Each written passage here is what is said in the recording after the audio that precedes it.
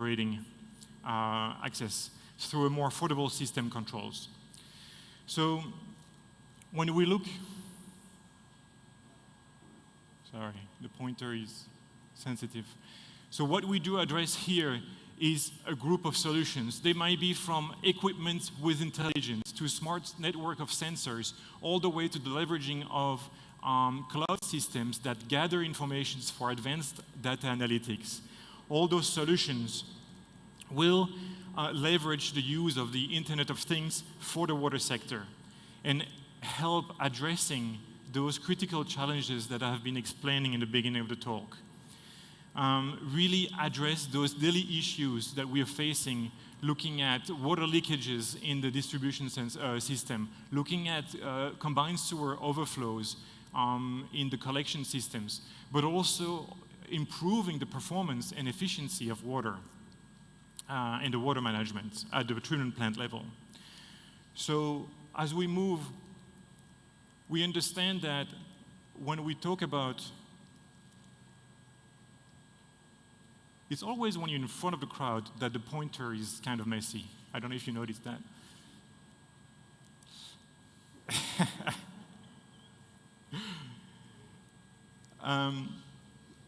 I think we're not talking about problems of technologies here, because you all know that the technologies exist.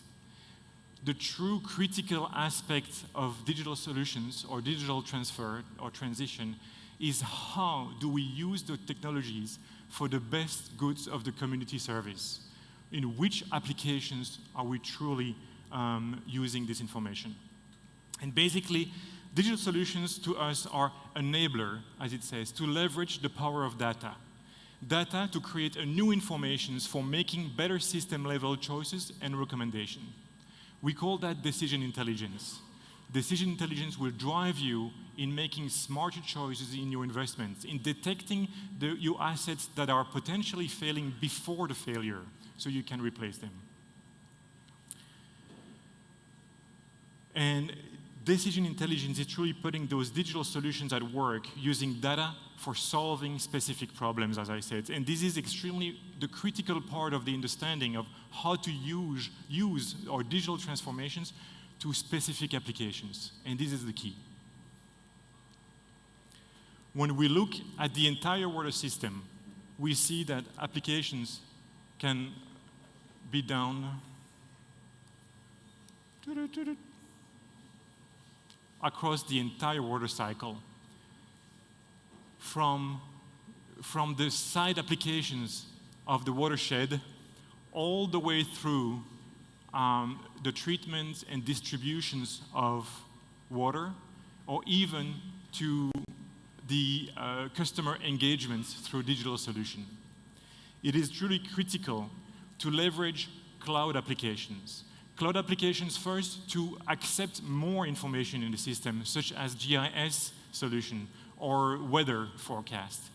And the use of that information can build greater data density, increase the interoperability of applications, or shift really situational awareness through decision support, which is critical.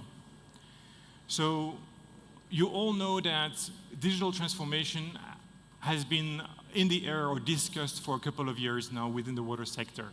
And it is the technology that we are currently using on our cell phones, that doctors are using in medicines, and that we see now available for us to use in our daily management. If you look around us, everybody is at a different stage of transition. When I walk through here in the aisle, I see all those fantastic innovations that are in development or in implementations or in testing or in piloting. And we see that we are all different degree of understanding on how far we are in using data to create this new type of information for smarter decision making. So with the help of the international water associations, this year Xylem has done a relatively large survey within 40 utilities to understand where are utilities standing in the digital transformations, where are they, and how can we learn, all of us, from our peers, and what do we have to learn from those who have more experience.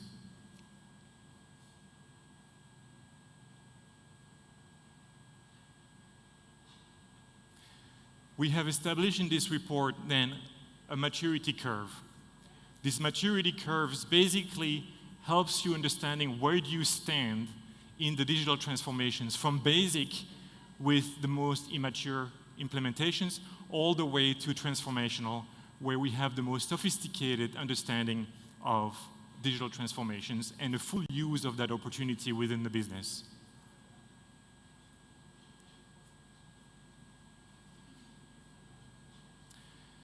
When we look at utilities standing in the basic and opportunistic categories, we call them reactive infrastructure management. In this type of management, sensors are indicating static rule will then trigger reactive customer engagements or end user engagements and siloed operations. In these siloed operations, we do like integrations of data and lack of integrations of the system. But as we move forward in the curve towards systematic and differentiating maturities, we see that the sensors readings are not the only source of information. We are driving here advanced data analytics using external data sources, but also feedback from proactive interventions. With these advanced analytics, we can then generate a proactive customer-centric analysis or business, also integrated in connected systems. Utilities reach the final stage.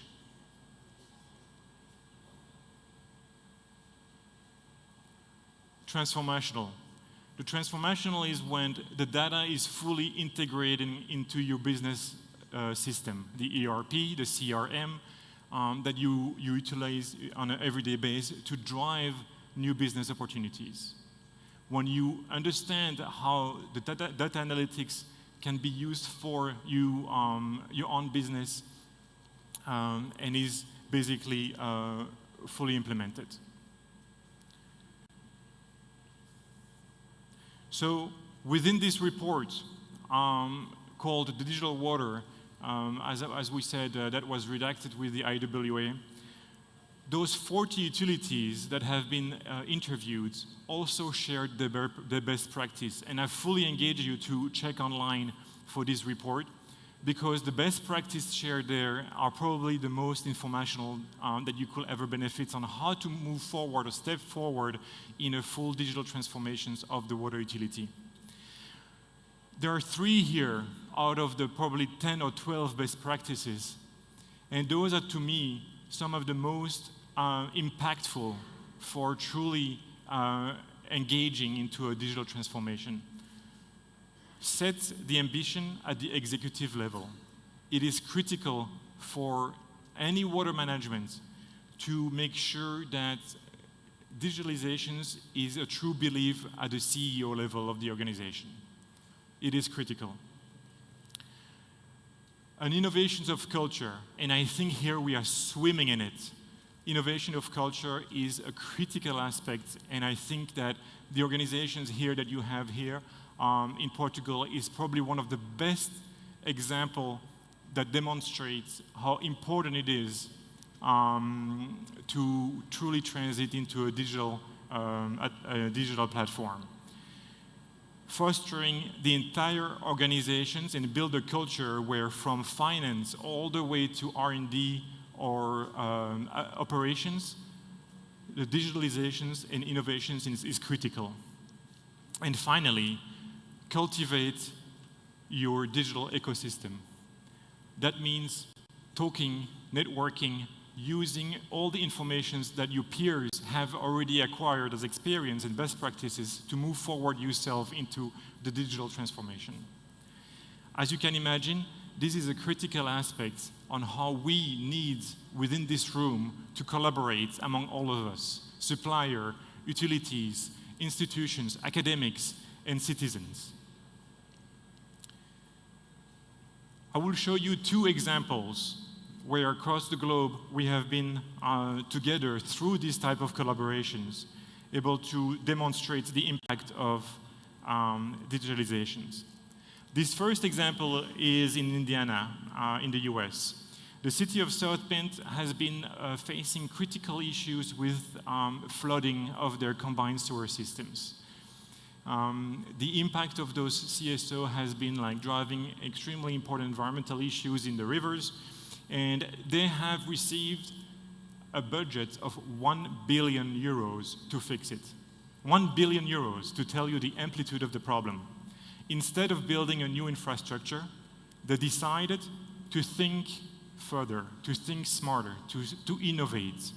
And they have implemented a system where, with the use of a combination of sensors and artificial intelligence, they have been able to provide real-time decisions, support, and coordinated system control.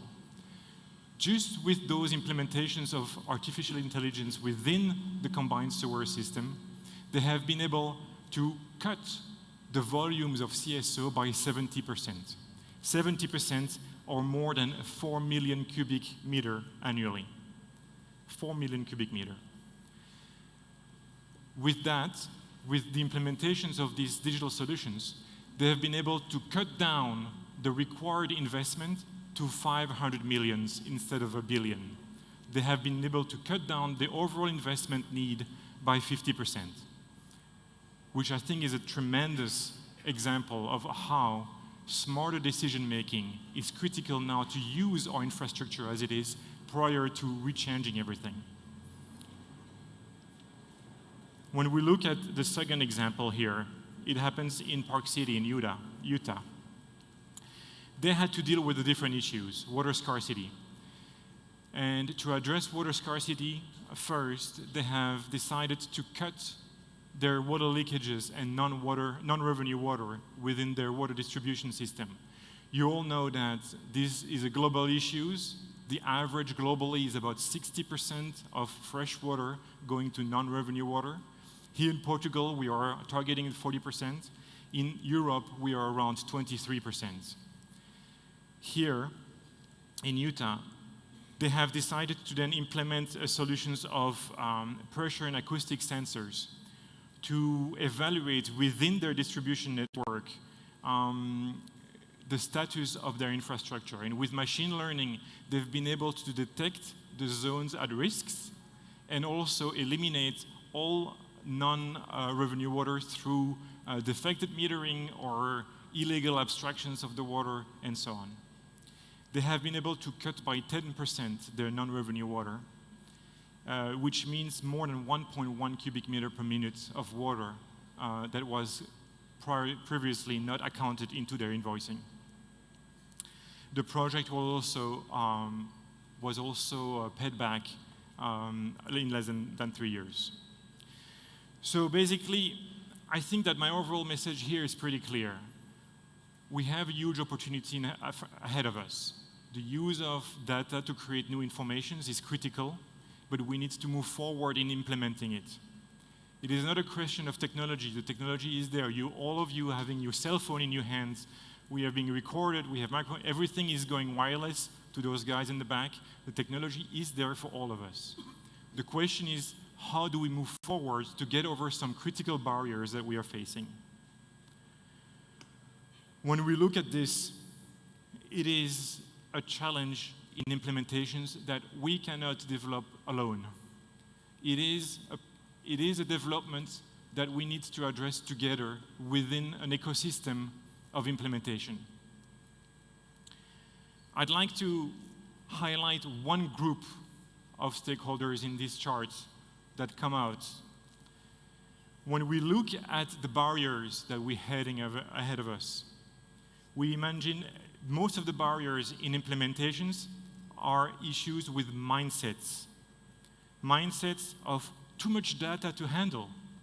Mindsets of different skills that are needed, lack of resources.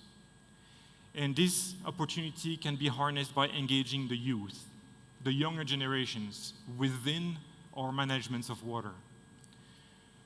The youth, for us, are critical to develop collaborative, adaptive leadership in the water sector. Look around us. We have generations now of youth that are passionate about the environment and sustainability. And most of all, by being submerged in that information, are not afraid of handling a large amount of data. They know how to deal with information.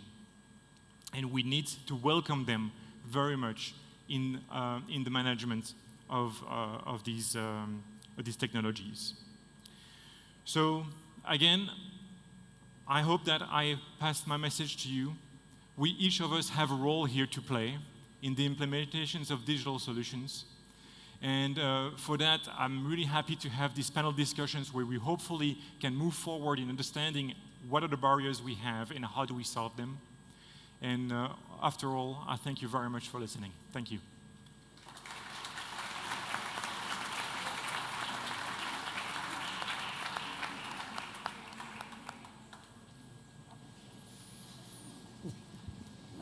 So I was the guinea pig. Patrick Barcia will be our next speaker. Chemical engineer with a PhD from University of Porto, he will approach the theme increasing the profitability of anaerobic digestion units by capturing and purifying carbon dioxide. Patrick Barcia specializes in adsorption processes with industrial applications, focusing in intensifying energy efficiency in gas separation purification process. He is responsible for the R&D department at Sysadvance. Muito obrigado pela introdução. Conseguem ouvir? Som. Conseguem ouvir? Muito obrigado pela introdução. Eu vou falar em português, espero que não se importe. Quero agradecer em meu nome e em nome da Sysadvance o convite que nos foi feito para estar presente aqui hoje e poder partilhar convosco aquilo que a Sysadvance tem feito nesta área da purificação de gases e também mostrar de que forma é que o nosso portfólio tecnológico pode ser utilizado para aumentar a rentabilidade e a eficiência energética no setor das águas, no setor do tratamento de águas. Portanto, as jeitares passaram a chamar-se fábrica de águas, não é? Fábrica de água. E por que não serem fábrica de água e fábrica de gases renováveis? Portanto, esta é a nossa visão para o setor e vamos mostrar como é que podemos chegar lá. Se eu conseguir avançar.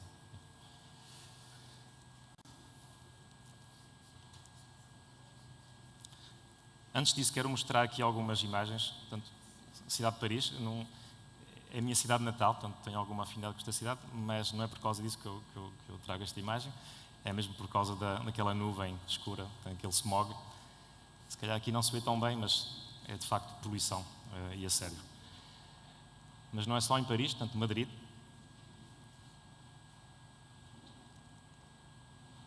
Londres. São Paulo. Portanto, eu nem trago aqui Nova Delhi, nem Chongqing, na China, não é preciso. Temos aqui, muito perto, cidades que sofrem muito com poluição. Se calhar Lisboa não sofre tanto pela posição geográfica e pela facilidade em deslocar a poluição, graças à brisa marítima, que acaba por dissipar um bocado esse efeito. Mas, de facto, as nossas cidades estão poluídas. E a questão é, até quando é que vamos deixar que isto aconteça, não é? Até não se conseguir viver nas cidades? E depois temos, eu não sei onde é que está o sensor. Diz bem? E depois não são estas pessoas que vão resolver o problema. No limite vão chamar a atenção, mas o verdadeiro ator da mudança está aqui. Somos nós, com a nossa criatividade, com a nossa proatividade, com o nosso conhecimento técnico, que podemos, de facto, fazer com que isto deixe de acontecer.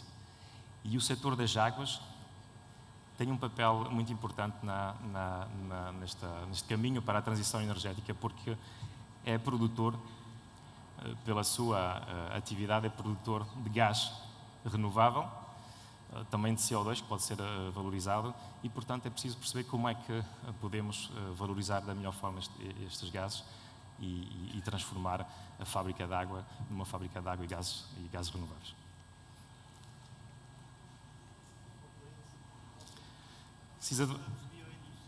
Bioenergia. Bioenergia, claro. Bom, agora, existe a hipótese de, além da energia, produzir também gases que depois também servem para para a mobilidade, para a injeção na rede de gás. Não é?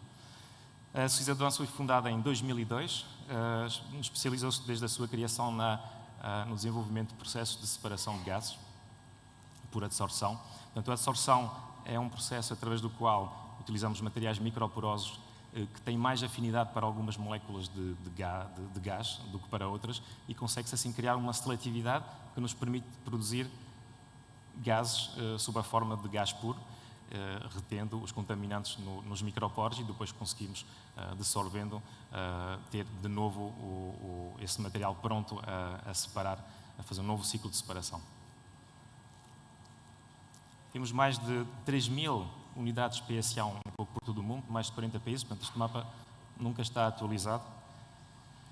Clientes transversais a um sem fim de setores industriais, desde o oil and gas até a indústria alimentar, desde a petroquímica até o tratamento de águas. A nossa área de negócio divide-se em 3 linhas: industrial, médica e a energia. Eu vou essencialmente focar a minha apresentação na área de energia. Na área industrial nós temos a produção on-site de azoto e de oxigênio, portanto, produção a partir de ar. Temos também processos que permitem recuperar e purificar para reutilizar correntes de gases de alto valor acrescentado, como o hélio, hidrogênio, o SF6. Na área médica, temos vários hospitais em Portugal e um pouco por todo o mundo equipados com centrais de produção de oxigênio da CIS Advance. Portanto, não deixa de ser necessário trazer o oxigênio líquido em caminhões com todo o footprint e emissões de carbono associadas à logística. Portanto, ele pode ser produzido no hospital. Nas energias, nós temos purificação de biogás, captura e purificação de CO2 para a utilização industrial e um processo de produção de oxigênio para bioprocessos. Eu só vou falar rapidamente neste processo e passo à parte do biogás.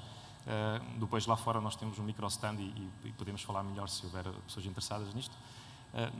O oxigênio pode ser produzido nas estações elevatórias para injeção no momento da bombagem do esgoto e evitando assim a formação do meio anaeróbico que depois dá origem aos cheiros. Portanto, nós já testamos isto no passado com a cimerria e funcionou muito bem. Portanto, se estiverem interessados podemos discutir isso. Outra aplicação é a redução da H2S em torres de sulfurização biológica também, possível. E a injeção nas jetares, portanto, direta para a redução da carência orgânica. O biogás é resultante da degradação da matéria orgânica em meio anaeróbio. A CIS Advance desenvolveu uma tecnologia que permite atingir a qualidade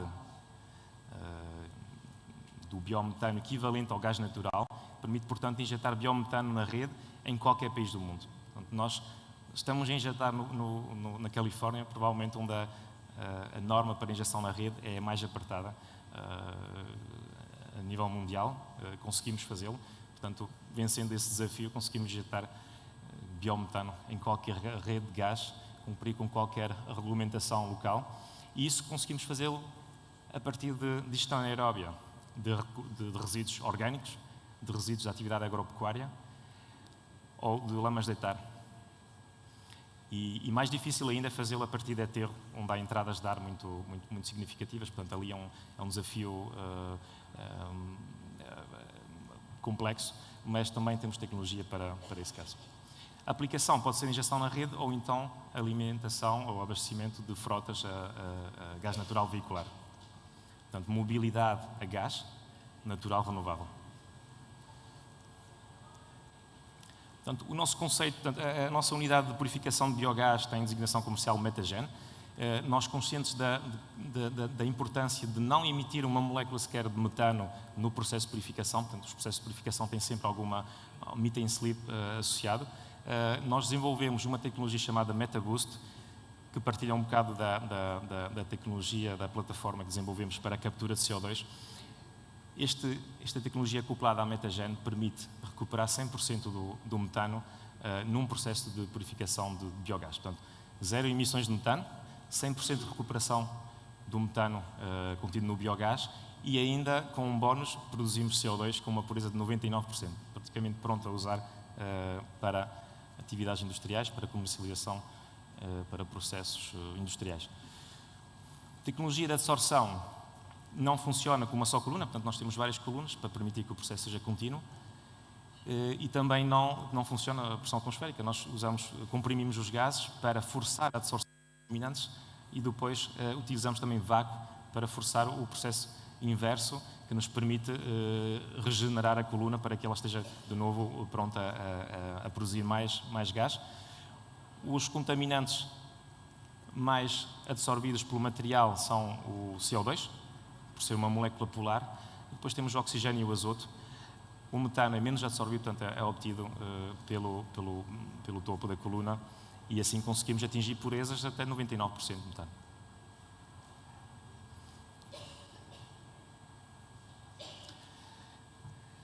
Há várias famílias de materiais microporosos, eu apresento aqui duas. Temos zeólitos, temos os peneiros molecular de carbono, CMS, Carbon Molecular Sieve. São diferentes. O zeólito tem uma capacidade para o CO2 muito elevada e, portanto, se eu tiver um biogás com muito pouco oxigênio, muito pouco azoto, é provavelmente o candidato ideal para a separação, porque tem uma capacidade muito elevada para o oxigênio. Portanto, retendo o CO2, retendo o CO2, consigo produzir o metano sob a forma de gás puro, mas quando existe uma percentagem de azoto e de oxigênio, portanto, isto já não funciona, porque seguirem esta hierarquia de adsorção, onde veem que o primeiro contaminante a sair seria o oxigênio, seguido do azoto, e depois contaminaria o metano. Portanto, como é que nós fazemos isto? Isto é aquilo que se consegue fazer com separação de equilíbrio. No entanto, há outro princípio que nos permite separar não só o CO2, mas também o oxigênio e o azoto, e aí temos de utilizar um princípio que é conhecido como separação cinética. Portanto, separação de equilíbrio tem a ver com a afinidade das moléculas para os microporos.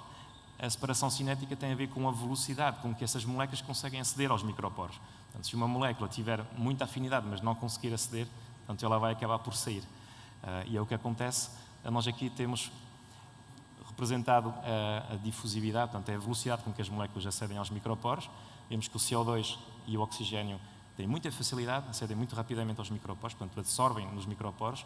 O azoto já tem 2 ordens de grandeza, portanto, já é muito mais lento, tem 2 ordens de grandeza abaixo. E depois temos o metano, mais 2 ordens de grandeza. Portanto, há uma diferença muito grande entre a taxa de adsorção de metano e a taxa de absorção de azoto, CO2 e oxigênio. E é assim que nós conseguimos, em aterro, separar o metano dos outros contaminantes. Claro que às vezes combinamos esse princípio de equilíbrio com o princípio de separação cinética para ter uma performance melhor. Portanto, depende. O biogás difere de digestor para digestor. Nós fazemos uma análise prévia e em função disso dimensionamos da melhor forma o sistema de absorção. As vantagens são, portanto, a elevada recuperação do metano. O custo operacional por cada metro cúbico de biogás processado é de 0,22 kWh. Se fizermos as contas por metro cúbico de biometano injetado na rede, estamos a falar de 0,42. Ou seja, estamos a falar de 4 a 5 cêntimos, ou 6 cêntimos, depende do tarifário elétrico, por cada metro cúbico de biometano produzido a partir de biogás. O custo de investimento é muito interessante. Nós conseguimos conseguimos ser bastante competitivos. Em termos de pureza, nós tentamos colar-nos já àquilo que estabelece a norma para injeção na rede, porque é aí que nós conseguimos ter maior rentabilidade, maior performance do processo. Somos muito eficientes no que toca à remoção de oxigênio e dióxido de carbono. E, finalmente, é uma tecnologia limpa, portanto, chamamos de clean tech. Não utiliza água, não utiliza solventes, não gera resíduos e, portanto, é um processo limpo.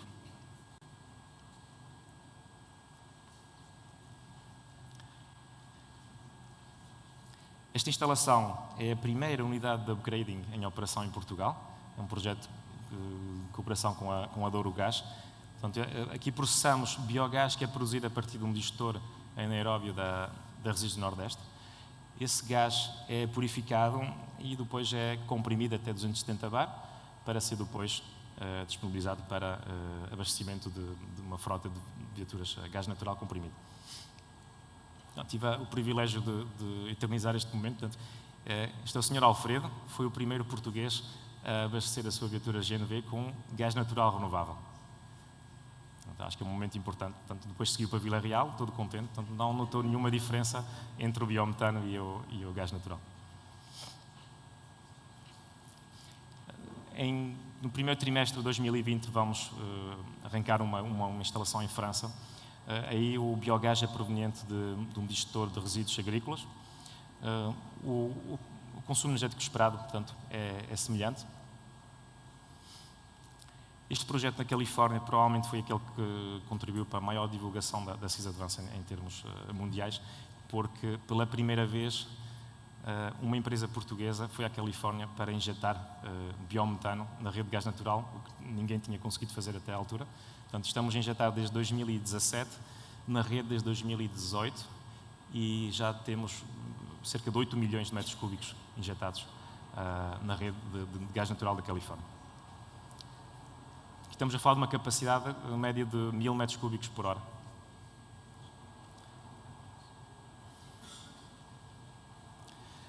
Temos outro projeto em Portland, no Oregon, que está prestes a entrar em fase de commissioning.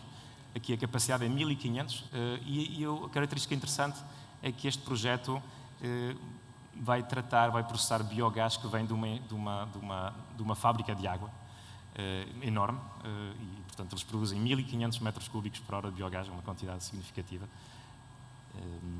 Também vai ser injetado na rede de gás.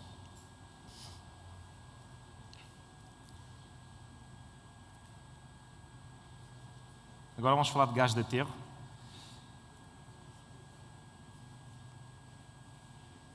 Se eu conseguir passar.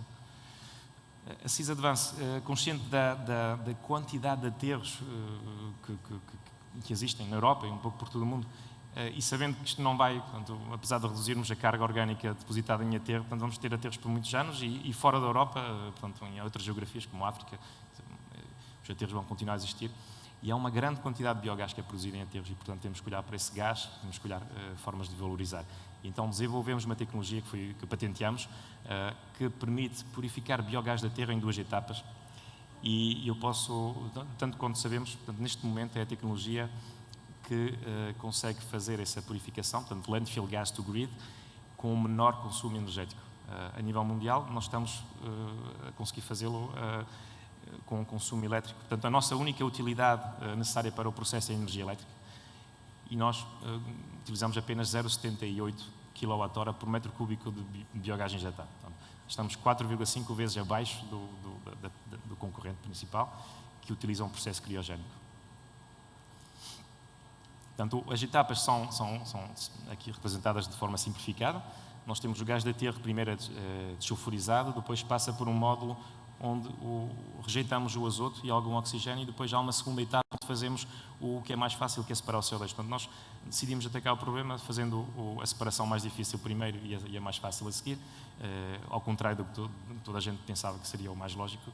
Nós fomos um bocado contra aquilo que era lógico e fizemos aquilo que era mais difícil de fazer, e é aquilo que funciona melhor e que apresenta os melhores índices de eficiência energética. Esta é a nossa primeira instalação em gás de aterro. Portanto, aqui nós processamos até 500 metros cúbicos por hora para produzir até 220 metros cúbicos por hora de biometano, que é injetado na rede de gás da GRDF em França. Já temos cerca de 2 milhões de metros cúbicos injetados. É uma instalação já de outra envergadura, portanto, um processo mais complexo. E acabamos de fechar uma segunda instalação para o sul de Espanha com a FCC, portanto, para um projeto já para arrancar final de 2020.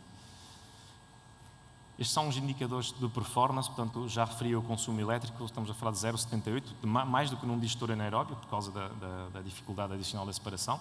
O gás já sai seco, portanto, o nosso processo tem também a vantagem de secar o biometano, e entregamos a 5,5, portanto, suficiente para injetar na rede de baixa pressão, com a pureza que a rede impõe, a pureza mínima imposta pela rede.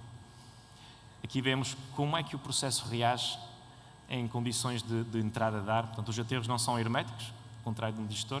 Às vezes já, devido à meteorologia e variações bruscas de pressão atmosférica, temos entradas de ar, e o que é importante é que o nosso processo reage imediatamente assim que o teor de azoto baixa, o nosso caudal, portanto o caudal produzido, volta a aumentar. Não há inércia, ao contrário dos processos têm inércia, uma inércia térmica, e que após um pico demoram horas e por vezes dias a recuperar. Portanto, nós reagimos instantaneamente. Isto é muito importante em condições tão instáveis como aquelas que encontramos em aterros.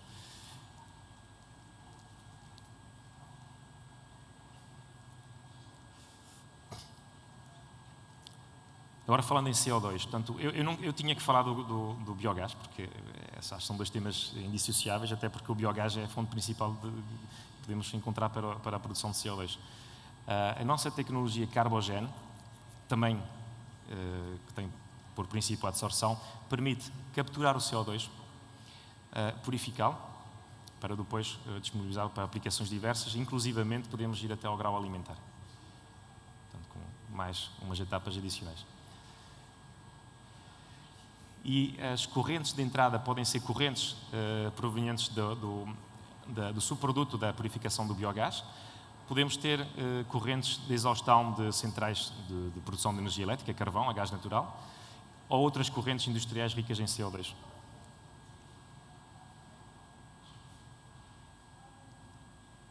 Eu não percebi como é que isto... Bem? Ok. Aplicações, começam a aparecer muitas aplicações, portanto já não é só as estufas, já não são só as estufas, nem as bebidas gasificadas. Nós temos aplicações, por exemplo, na inertização de digestores batch, controle do pH em estações de tratamento de águas, produção de algas. Temos aí exemplos de empresas portuguesas que produzem algas, então são consumidoras de CO2, produção de carbonatos, cura de betão. Há também uma empresa que está a expor que tem um processo que permite sequestrar o CO2, e aliás estão à procura de correntes de CO2 concentradas. Portanto, se alguém tiver aí o CO2 para disponibilizar, pode falar com eles, depois eu peço uma comissão. Produção de aço e um conceito novo que cada vez mais falado. Nós estamos a aumentar cada vez mais a cota de energia renovável, portanto vamos ter cada vez mais picos de energia em excesso, não é? Energia sedentária na rede. Formas de armazenar essa energia, é necessário começar a pensar em desenvolvê-las, não é? E o Power to Gas é uma delas. Portanto, havendo excesso, produzimos hidrogênio através da eletrólise, e depois o CO2 que produzem as nossas unidades de digestão anaeróbia pode reagir com o hidrogênio para produzir metano, que é injetado na rede. Então, são formas de armazenar a energia elétrica sedentária, que não pode ser armazenada de outra maneira, sob a forma de gás. Olhando para o número de instalações de digestão anaeróbia na Europa, estamos a falar de 18 mil unidades, a média das capacidades andará à volta dos 500 metros cúbicos por hora. Pegando nesse valor, fazendo aqui uma análise, nós temos capacidade para produzir em cada uma dessas unidades 3.800 toneladas por ano de CO2. Se multiplicarmos por 18 mil, se eu não me queria enganar nas contas, mas acho que estamos a falar de 60 megatoneladas de CO2. A indústria dos gases produz 200 megatoneladas de CO2 para alimentar a indústria. Portanto, é produzido de propósito. E a digestão anaeróbia na Europa produz 60 mil que vão para a atmosfera. Portanto, é preciso olhar para estes números e se calhar pensar se faz sentido pensar na captura direta a partir do ar, não é? Do Direct Air Capture. Portanto, vamos buscar 400 ppm de CO2 quando os digestores das nossas estações de tratamento de águas produzem CO2 com 40%. Portanto, não faz sentido, há aqui qualquer coisa. E se de facto temos que resolver o problema das emissões de CO2 rapidamente, se calhar convém começar com as fontes mais concentradas e deixar de pensar naquilo que está diluído no ar. Até porque depois, em termos energéticos, o balanço não faz sentido. Num painel de economia circular não podia faltar um esquema destes. Portanto, o digestor que produz biogás, que é purificado, que vai produzir biometano, que é injetado na rede, o CO2 pode alimentar uma estufa, porque vai produzir alimentos que depois vão parar ao nosso prato, e os que não vão parar ao nosso prato também se estragam, portanto há sempre resíduos. Esses resíduos geram resíduos orgânicos que são recolhidos por caminhões que podem funcionar com o biometano que produziu o digestor. O digestor gera substrato que pode servir para produzir novos alimentos.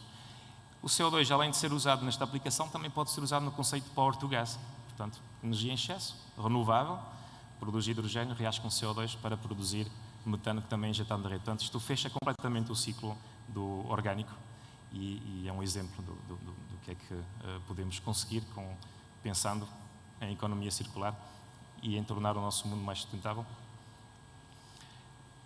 Aplicações concretas da tecnologia Carbogen, eu não posso mostrar algumas porque estão sujeitas a alguma confidencialidade, mas temos o caso do Orga World em Vancouver. Esta instalação captura CO2 que provém de uma unidade de purificação de biogás.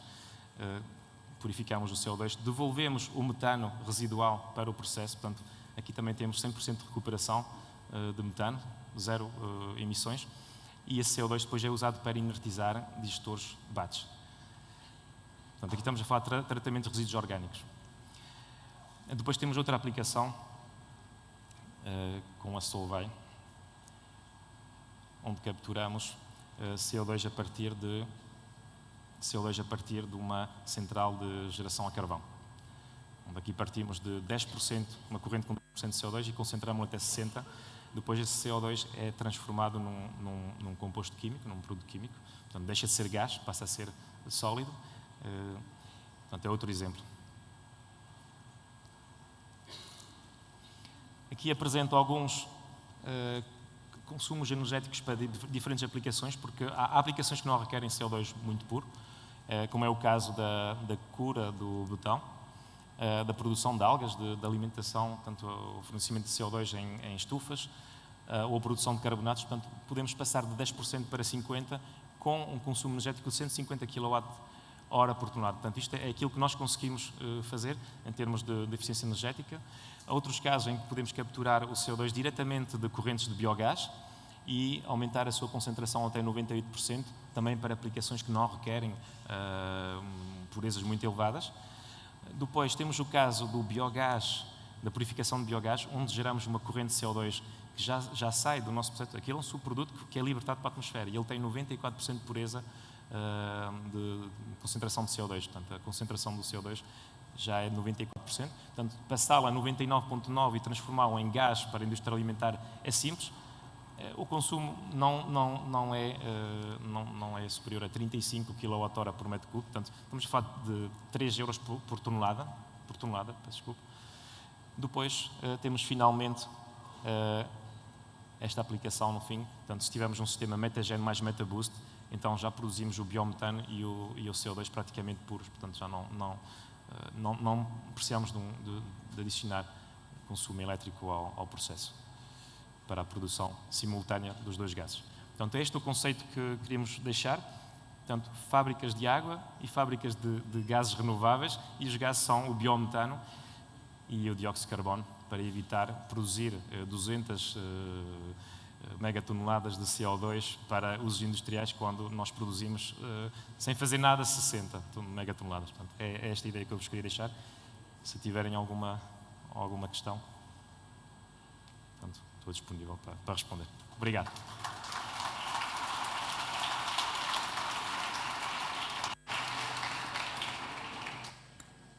And now we will watch the presentation about advanced anaerobic digestion and co-digestion by Simon Christian.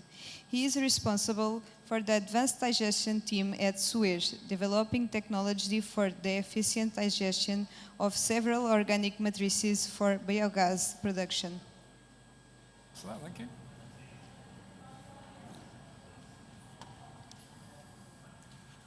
Thank you everybody for joining today. And I greatly appreciate the opportunity to speak to you about advanced anaerobic digestion.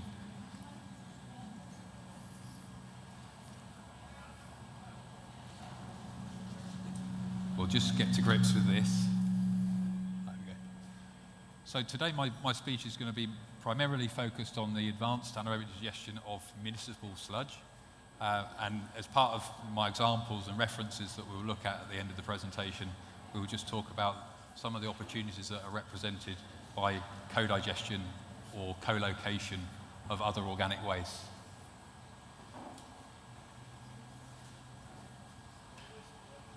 So I work for the organisation Suez. The particular part of the business that I work for is solely involved in anaerobic digestion, so that's in the digestion of both municipal sludge and organic waste, so typically food waste. But as you know, Suez are a very, very large company operating globally. In particular, we're focused on the delivery of technologies for waste treatment. We provide solutions and services, and we can provide those solutions and services through a range of mechanisms to deliver those to market.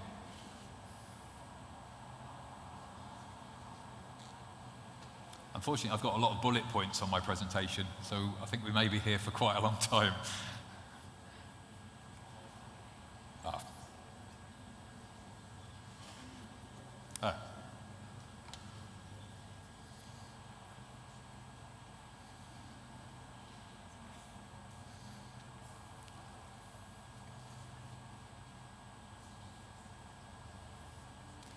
So as I mentioned before, the Suez WTS business are involved in the development and the construction of anaerobic digestion projects across really the three primary sectors. So that is industrial waste treatment, so where we would be taking organic resources from food manufacturing or other types of businesses, primarily in their wastewater stream, and digesting that and converting that to biogas and improving the quality of the wastewater. There we go. We also build bio-waste plants, so that's where we're taking primarily source-segregated food waste that's been collected, and we digest that. And then what really we're going to be talking about today is the digestion of municipal sludge. So when we're looking at advanced digestion of municipal sludge, what we're really comparing that against is what I would class conventional digestion, where we typically take that raw sludge and we would hold that in an anaerobic digestion system for somewhere between 15 and 20 days hydraulic retention time. That, generally speaking, produces a convention, what we would call a conventionally treated sludge. If we move to advanced digestion, what we're really looking at is we're looking at a mechanism where we want to pre-treat that sludge before we take that through into the anaerobic digestion process. So there is a number of ways that can be done. That can be done through a thermal process. Actually, the system that we use is a biological process. So you can see here we have, in our system, we operate on a 6-tank pre-treatment system. And dear, oh dear, I'm afraid I'm not having much luck here. And what we do is we do that in 2 stages. So we have a temperature stage where we heat that sludge to 42 degrees, and essentially we hold that for approximately a 1.5 day retention time. And then for a particular application where we want to generate a stabilized sludge, or I believe the term in Portugal here is or a more universal phrase would be a Class A sludge. What we actually employ is a second high temperature phase. Now, the absolute fundamental thing with that then means is that actually we're preconditioning the sludge before it goes to the digester. So we can get very, very good digester performance and volatile solids conversion at significantly reduced hydraulic retention times. So a typical design for us would be about a 13-day retention time. Now, there are more than one way to deliver advanced digestion. We do, as I mentioned before, we do it through a biological process. Actually, there are a number of tech companies that deliver it through a high temperature, high pressure system. But really fundamentally, what we're trying to do is we're trying to optimize the use of the digester assets. So in a particular circumstance where either a water utility has an existing digester system, or want to build a new digester system, we're fundamentally, what we're seeking to do is increase the solids loading into those digesters. So you can see I've just done a comparison here where on a conventional sludge digestion plant, most water utilities would be feeding a conventional digester at between 3 and 5% dry solids.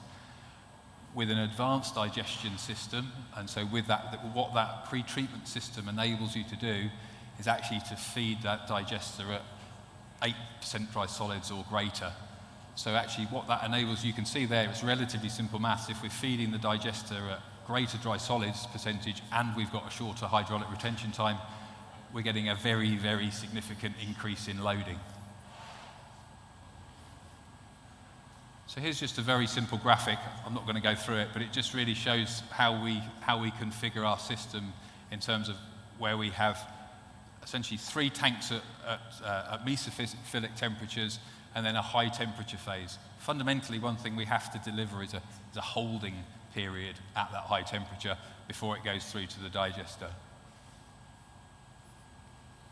I think the other critical element that just is alluded to on this drawing is, and on this diagram, is that actually the thermal energy that we put into this process essentially all comes from the CHP unit. So it's a circular system whereby the gas that's generated by the digester goes into a CHP unit that generates electricity. The waste heat that we then generate from that CHP unit, so from the exhaust gas recovery and from the cooling system, that is providing all of the energy that's required to put the thermal input into the process. So it's a completely what I would call an autothermal process, and so that gives us a significant amount of advantage when it comes to energy efficiency. We don't have a need for the bringing in of additional gas to generate thermal input to make the process operate effectively. So again, there's a little bit of detail on here, but really the fundamental thing of what an advanced digestion system does, I'm using the data from our own technology, but again, the system is really the principles are the same. I'm going to have to just point here, but this curve here would be a typical performance of conventional digestion. If I just use an example, if you had a conventional digester with a 15-day hydraulic retention time, putting in a mixed sludge, you might expect to get 45% VS conversion.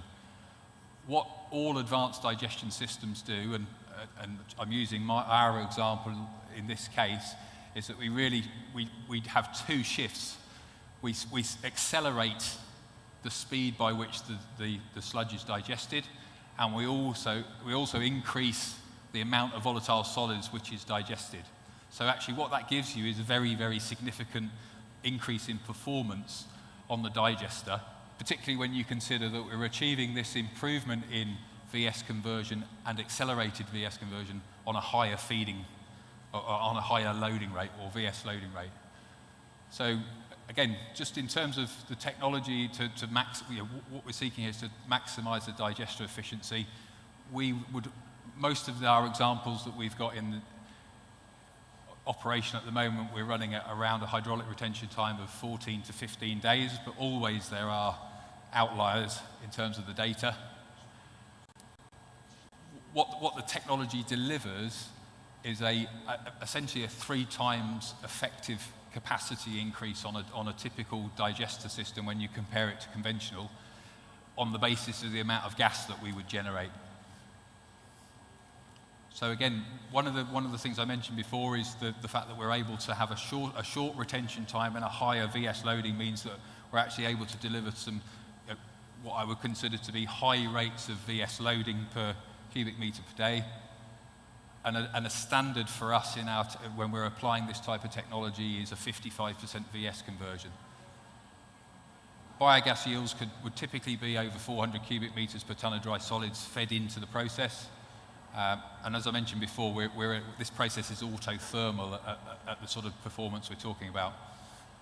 And then the third part to this really is that clearly if we're getting additional VS conversion through the application of the technology, the other thing we're also achieving is we're reducing the amount of biosolids that we're generating. So the other financial element to the delivery of this type of project is we actually reduce the quantity of biosolids which is then generated that needs to go off for disposal.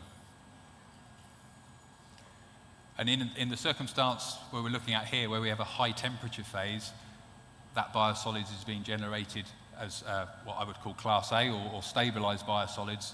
So the principle is that is able to go down a route where it's a lower cost disposal route to what would be normal biosolids, which may have to go to a third party for composting or another stabilization process. So again, here's just some live examples just to show that this curve that we've got here is not made up. It is actually some actual examples of projects that are operational. Some of these projects have been, some of these plants have been working for 5 to 10 years. So again, from the fact that the ability to apply the technology is actually well proven. And so, just a couple of things to think about if you were when you think about this technology in terms of the biological hydrolysis.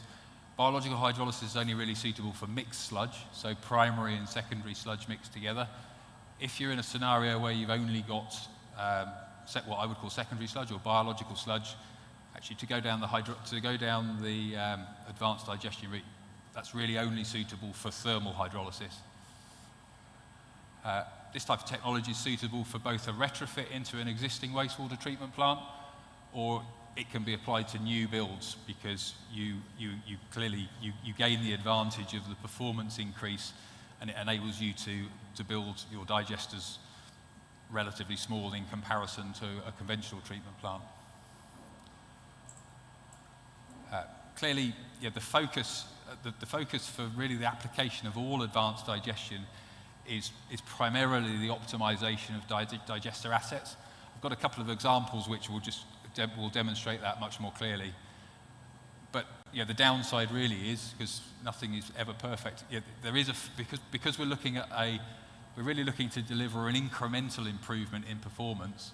The reality is these types of technologies, in my view, don't really work on plants smaller than 30 tons, treating less than 30 tons of dry solids a day.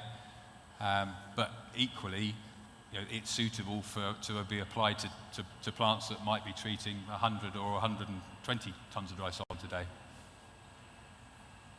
And the other element to this, and again this will come out in a couple of my case studies that I'm just going to show you, is an application for this type of technology which is getting more interest is really where a water utility seeks to optimize the digestion of their municipal sludge so that then gives them the availability of their digester assets and all of the other related assets around those digesters to actually be able to digest other forms of organic waste. So that might be food waste coming in solid form. It might actually be trade effluent waste that's able to be treated in terms of to be either delivered by a tanker or actually into the sewer. So the fundamental application for this type of technology is really to be able to optimize that digester asset for the generation of more gas, but also for other beneficial activities. So here's just actually this is an example I'm just going to jump through because I'm just conscious of the time, but what I just wanted to focus on was a couple of case studies. So this is an example of a wastewater treatment plant in the UK. I'm sure most of you familiar with wastewater treatment plants will recognize that as a typical, it's a large one, but it's a typical wastewater treatment plant. We've got primary settlers here. We've got aerobic treatment, so of the effluent, and then we've got our digestion assets down here. So this is a particular facility in the UK, a place called Avonmouth, which is in the southwest of the UK. And essentially what they were seeking to do is they were seeking to optimize their digestion because, again, commercially, there was a number of commercial drivers, because certainly in the UK and really nowhere, nobody does this for altruistic reasons. The commercial drivers are in place to make this type of investment occur. So essentially what the customer had back in 2007, they were digesting 22,000 tons a year of sludge. through 6 2,700 cubic meter digesters. So what I would say would be an absolute typical classic conventional digestion. What they were also doing on site, they were actually lime stabilizing the same amount of sludge. So that lime stabilization is quite an expensive process. So the first thing that they sought to do was to actually increase the amount of sludge that they could put through their digesters. So what we did was we actually have installed our biological hydrolysis process onto that site, and so that enabled them to increase the amount of sludge that they were able to digest through their 6 digesters that are the 6 just up there. We came back in 2009 because actually we were working quite well with the customer, and we converted some sludge holding tanks into digesters because they wanted to increase their throughput.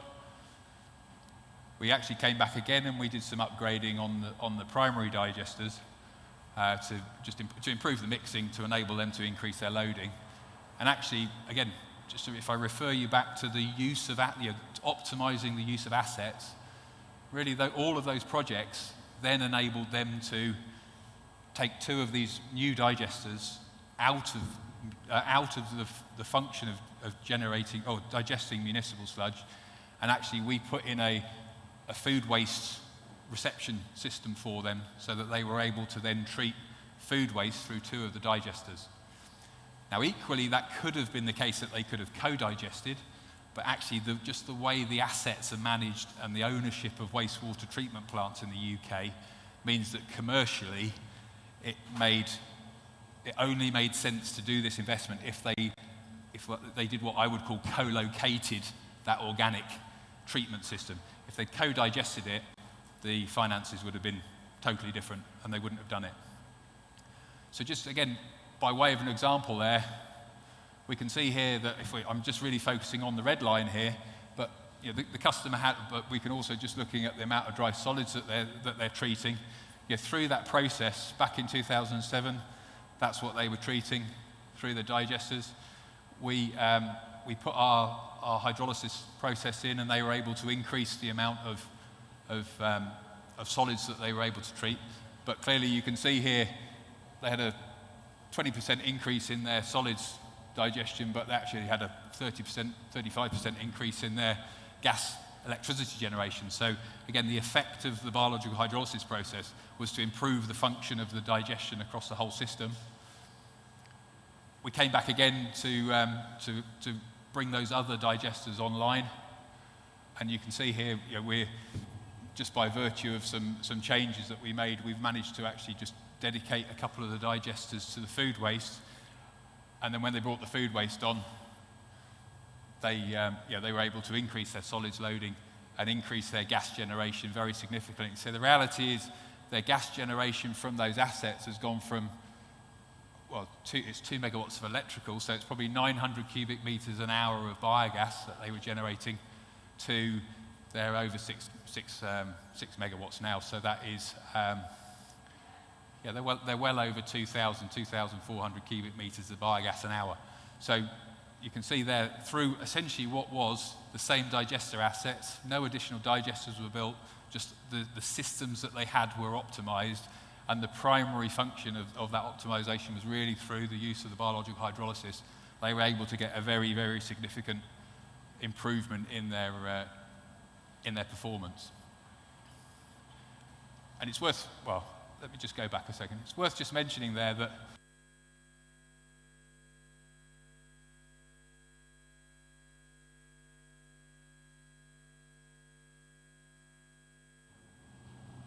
you hear me? Right. So if you can hear me now? No? How about now?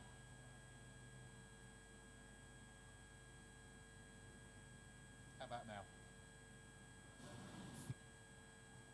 think somebody from Canby must be in the audience, mucking about with their wire. Any luck now?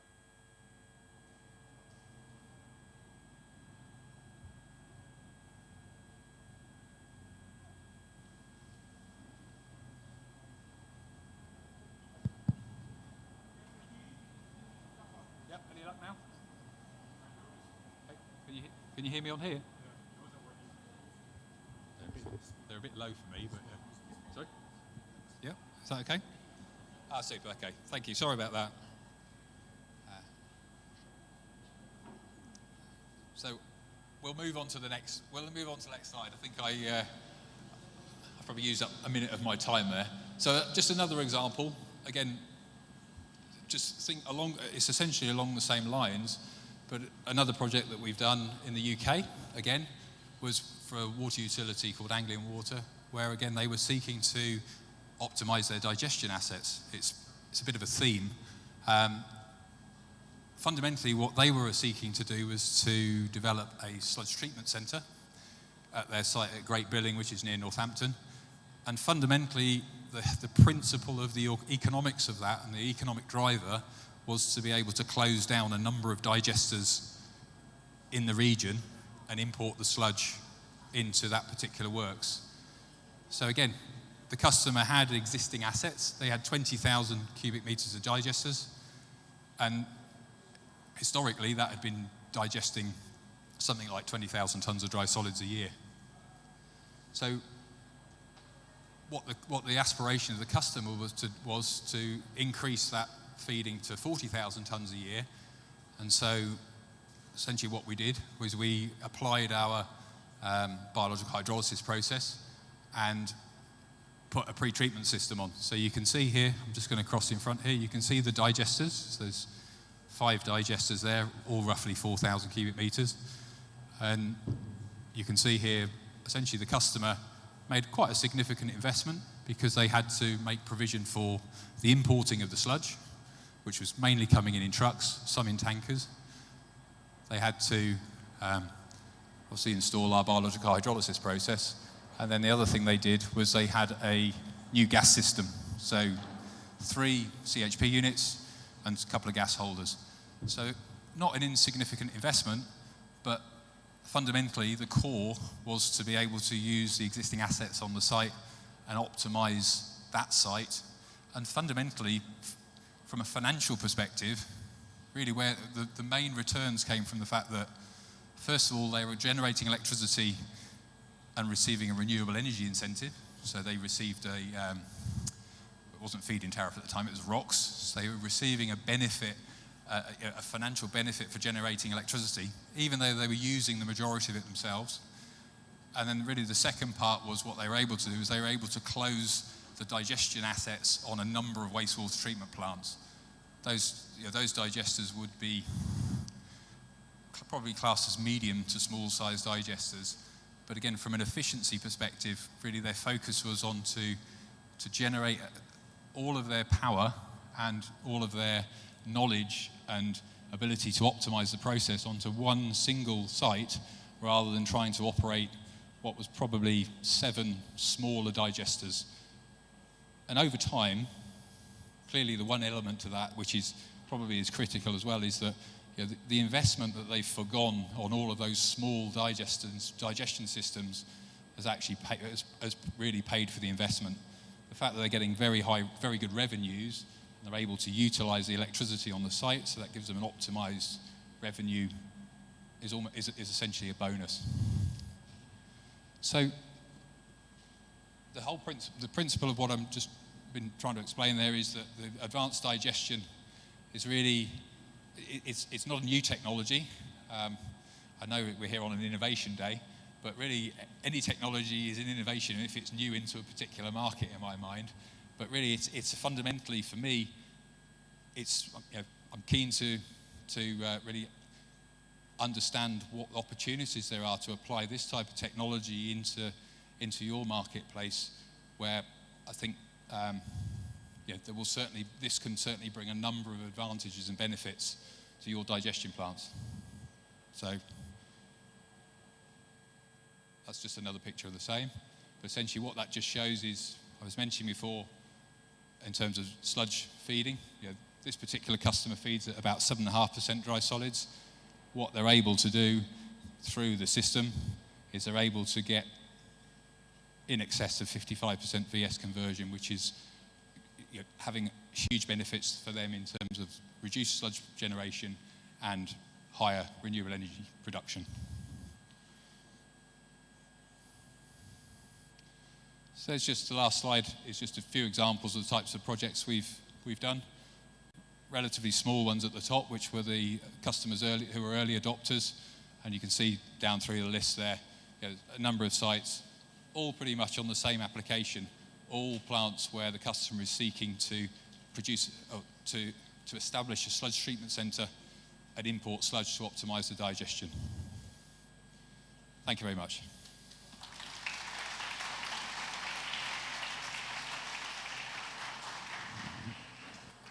Philip Carrion is now our next speaker with a presentation from wastewater treatment plants to water resources recovery facilities, technologies, potentials, which with a master's degree in environmental science from the University of Copenhagen, Philip has professional experience in waste management and circular economy. In 2016, he'll start a PhD in Delft University of Technology, focuses on resources recovery from municipal wastewater.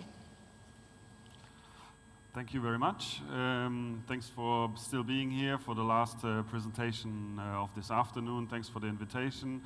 Well, I'm a PhD candidate at the Technical University in Delft in the Netherlands, and I was happy enough to work with these people together and collaborate with different universities in my research field of how we actually come to this transition from wastewater treatment plants towards resource recovery facilities in the future. It's an academic concept that has been discussed in academia since maybe already 20 years, but as I also will show in my presentation, maybe little has yet been implemented, and resource recovery is still far away from being the standard in wastewater treatment plant design.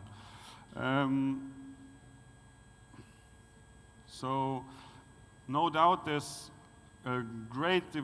been a great technological development in the past 30, maybe 40 years in how to recover water, energy, nutrients, but also other products from the municipal wastewater treatment plant. And this is just a slide to show the overview of possible technologies to recover some water. Of course, we have the membrane technologies as a core technology. Over here, nanofiltration to microfiltration to reverse osmosis, but also membrane bioreactors have been widely applied. So the technologies which are gray, they are kind of widely applied and kind of on a good way to implementation, and the other ones are too innovative to be yet implemented and have too many bottlenecks.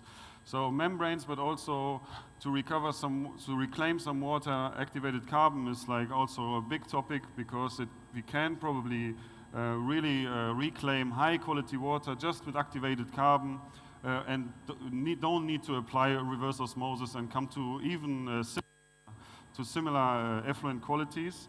But then also, of course, chlorination, UV as a post-disinfection step are important technologies. I also heard today that here in the water reclamation plant below us, there's also ideas to use some UV for final disinfection. And then we have all these advanced oxidation processes to get rid of these nasty new emerging pollutants like antibiotics, but other pharmaceuticals and other chemicals.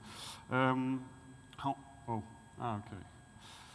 Well, then we have energy recovery as a second big topic in wastewater treatment plants, and we heard a lot about anaerobic digestion is probably the most applied resource recovery technology in wastewater treatment plants. But then we can also produce a lot of other biofuels from the wastewater. Biohydrogen is possible with dark or photofermentation. For example, biodiesel can be produced from the fatty fraction of the wastewater. Syngas, for example, with sludge gasification can be produced. Nitrogenous fuels from stripping of the ammonia and then further processing it to fuels is also technically possible. Of course, we have some heat in the effluent, which is often overlooked, but especially maybe in countries like Portugal or Spain, the effluent comes out of the treatment plant with a certain heat, and we have very efficient heat pumps and heat exchanger technologies to recover this and use it for cooling or for heating in district housing, for example. And this is often overlooked in new process designs. Even this technology is absolutely ready. Well, this is just to give you some overview of the vast technological possibilities. This is fertilizer recovery pathways, of course.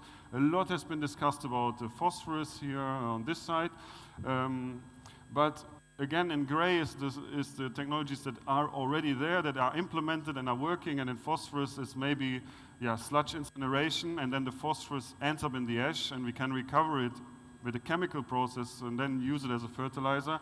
Of course, the easiest way, just put the sludge on the land, and then you have also phosphorus recovery, actually. Struvite is another mineral that is recovered on large scale, but all is still we are missing it. Is still a future idea. So especially nitrogen recovery, a lot of possibilities technological there, but there's also limitations. And in the last section, there's also some more fancy products have been developed in academia especially, but also with combination with some companies to recover some products, some biochemicals from the organic fraction. I will talk later a bit about this one here. It's from the aerobic granular sludge process, where the bacteria form granules, and to form these granules, actually they produce a substance here, a polymer, to stick together, and when we extract this, it could be a potentially useful product. But also VFA fermentation is a big topic in research.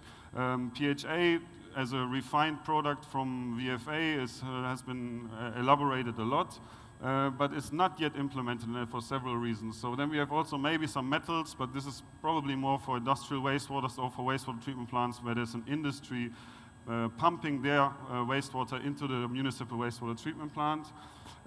We have also, for example, cellulose. Cellulose is also often overlooked, but we all use toilet paper every day, and this is not degraded in the canalization system. It ends up in the treatment plant, and it is also still there. So that was just to show the vast technological development that we have to recover certain kind of resources from wastewater treatment plants. But we have not seen so much yet maybe implemented because, of course, we live in an economical world where everything has to be kind of cost effective. And I looked a lot into literature and why are things not implemented, and I found mostly that it was economical reasons why we cannot really recover something, even the technology is there. So process costs can easily go skyrocket for resource recovery process and become out of any reasonable range. For example, when we recover phosphorus from sludge incineration ashes, we need a special incinerator, and it's quite costly to build them. When we want to reuse water and use membranes for it, we have also brines, we have concentrates. What are we doing with them? In many countries there are strict legislations, and there's a high cost to actually treat these kind of new waste streams coming out of these membrane systems. Resource quantities are just simply sometimes very low when we talk about resource recovery from wastewater, because maybe some treatment plants have slow flow rates, and then the amount of, for example, struvite, which is anyway only in the soluble fraction of the wastewater and can be recovered from there, is very little. It's also for nitrogen, ammonia concentrations are just so low that recovery is just very costly. The resource quality sometimes is an issue. For example, we easily can ferment primary sludge to volatile fatty acids, but which volatile fatty acids we get in the end is very hard in this mixed culture system to actually steer. Then also, when we just sieve out the cellulose in the beginning of a treatment plant, we get some cellulose out for sure, but it has a high impurities and it needs some downstreaming process, which is just costly compared to this very cheap product of cellulose. So then we come also to market value and competition. In wastewater treatment plants, we often recover things that have just a low market value, like methane, like cellulose, like also, let's be honest, nutrients are very cheap also on the market in bulk densities available still. Manure as a competitive product for wastewater is also there when it comes to fertilizer recovery. Utilization application can of course be a problem because we deal with the fecal matter, and we need to find niche applications to really bring something to the market often. Though when we recover some bioplastics, for example, this plastic is can be used for consumer products, for example. So where are the real niche applications here? And also logistics can be quite expensive. For example, water recovery, we have to also transport the water back to the consumer, right? I just talked today to you, and you said you build a pipeline now to the city of Lisbon that the municipality can use it for gardening and for whatever. So, but often the wastewater treatment plants is built downhill, so it means we have to pump uphill, right? Can be quite costly. And also water is still a cheap resource. It's not really helping also for this topic. But, well, so next, yeah. But there are other reasons why technologies cannot easily be implemented, and these bottlenecks have to be overcome. They can also relate to emissions and health risks. So there's maybe even when we recover some water and we have to get rid of these emerging pollutants. Often this is done with, for example, H2S, H2O2, and these can produce also other biocides in the effluent stream that are harmful again. So it's just some like co-products that are actually arising. But also, for example, struvite as a fertilizer mineral can have some heavy metal contaminations, and all these kind of things can also be quite a problem. And then there's, of course, society and policy that can also block the innovation a bit. So, of course, I talked about acceptance of people for products that come from the wastewater is just a very severe and difficult barrier to overcome for certain, as well as policy. For example, I work in the Netherlands. There was great effort to recover the struvite mineral, and technically it worked all fine, but legislators just had forbidden it to use it as fertilizer. And they had to change the whole Fertilization Act in the Dutch policy system. It took them 12 years to do it. Now it's there, but it took a long time. Anyway, so I thought a bit, okay, what is the role then of the water utility like Águas or Tejo Atlântico? How to overcome these bottlenecks? And it's clearly that some of these bottlenecks are easier to tackle than other ones. So this diagram just tries to depict a bit what influence a water utility can take on different bottlenecks. For example, when it comes to the resource quality, it's related to the process itself that is happening here on the treatment plant. The emissions and health risks from this process are here, and also the process costs are all determined by the process itself, and this process is run by the water utility, so it has a high power to also influence these bottlenecks and work on them and improve them to a way that they actually not block the innovation. But then when we come more to management issues, like for example the resource quantities, there's just a certain amount of a nutrient, for example, coming here, so you can also only recover this amount. And when it's compared to the market that you want to deliver, it's just a very small size, and you compete to big industrial suppliers. Then you have to find management strategies, how to actually still be a market participant. Maybe you can collaborate with other wastewater treatment plants and join forces and then come with a common market strategy.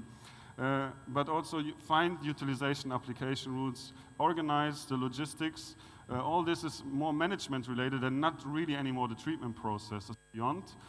And we have also the circumstances in which we are living, right? So we have the policies that we have to comply with. We can maybe steer a bit towards policymakers. Okay, we need this and this innovation and policy, but it's still not so much in the hands of a water utility. Also the market values, the market is the market, and the competition we have hardly influence on, and also the acceptance of people. Maybe we can work on this, but it's still difficult. So, yeah, so I think the role in the future of the water utility, when we really want to come to resource factories instead of, is to make really decisions beyond the traditional boundaries of process costs and effluent quality, which are usually the two criteria that decisions are based on when a new treatment plant is based.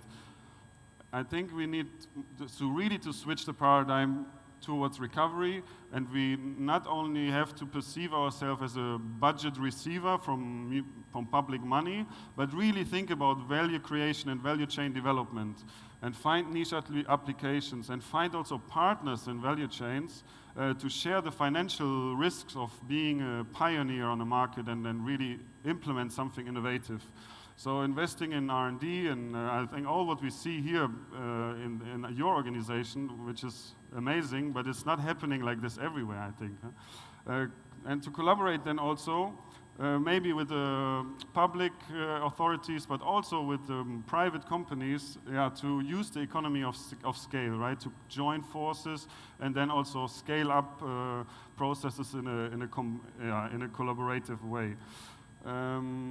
All easy said. Well, this is just we work on how to actually in academia can support the process and provide kind of a strategical tool to strategically plan a new wastewater treatment plant with this perspective of resource recovery. Without really losing the traditional scope of treatment, and effluent quality is always the issues. Also, we recover resources. I think treatment is the most important, but to really think from a very early design stage of a new treatment plant about resource recovery and strategically plan this, and also include criteria like marketability criteria, and also calculate economic benefits carefully, what is actually the price of the product and so on, to gain also benefits in the future. So this is just a framework. You cannot see it in detail because it's too small, and I won't go into detail. I will just, one tool of it, it uses one thing in this simple mass energy balances, engineering kind of approaches. And mass energy balance, I think, is a great tool to play around in the beginning of a new treatment plant with data. You just need data and information, and then you can model D flows, P flows, and so on, how they behave in the system, and you can quantify, okay, how much can we actually recover, what products and resources can we get in what quantities. And this can be then used for later technical, economic, and environmental assessments when the process are more finished and come to the next stage. We can use these mass energy balances to feed them into more expensive and more time-consuming assessments. So I just give you an example. For example, this is a real case study from the Netherlands. This is a city of Utrecht. And the city of Utrecht is in the middle of the Netherlands. It's a nice city, and they built 6 years ago a new treatment plant. And it uses the Nereda process. It's aerobic granular sludge process, developed in Delft, actually, AGS. So this is the kind of the COD. You see the COD flow, and it's a Sankey diagram. So all the sizes of these flows, they are proportional to the influent of the COD. So it's a very simple process how they build it. They have just a core screen, and then the COD, the wastewater, goes into the granular sludge reactor. It gets oxidized to CO2, and then the rest is kind of as a secondary sludge coming out. It's thickened a bit, and then they transport it with a lot of trucks to a 100-kilometer far away incineration plant. And there the sludge is incinerated, and here they have some recovery from the incinerator. So they don't have any resource recovery on the treatment plant itself. So we thought, okay, that's nice, because then we can play around with it and make process. We just see what we can do when we integrate resource recovery technologies into these existing projects and show them what actually potentially can come out of it. Here in this design, integrated anaerobic digester and combined heat and power plant. So we heard it before, it's a very common thing. So we could on-site now on the wastewater treatment plant with this, we could generate some 7 to 8 megawatt hours per day on electricity and heat. So the next thing, we could also maximize this energy recovery on-site by having a primary sludge kind of chemically enhanced primary treatment to increase the COD that actually goes into the anaerobic digester, and we would increase this stream and recover 15 megawatt hours per day. Well, what is another important cost factor, of course, the aeration. Since the COD doesn't come here anymore into the Nereda plant, we kind of half our aeration that we need to actually implement here. And that is a big cost factor. So we can show that maybe implementing chemical enhanced primary treatment anaerobic digester can at least energetically improve the system. But further I a bit about it. This reactor here, it uses granular sludge. And like I said, these granules, we see them here, they are bacteria colonies, and on the outside there are all these aerobic bacteria, right? Because the oxygen is actually accessible here. In the inside is an anaerobic layer, so there are all the denitrifiers and phosphorus accumulators and so on. So yeah, it's a great process because it actually can do simultaneously aerobic and anaerobic processes, and you can all do it in one reactor.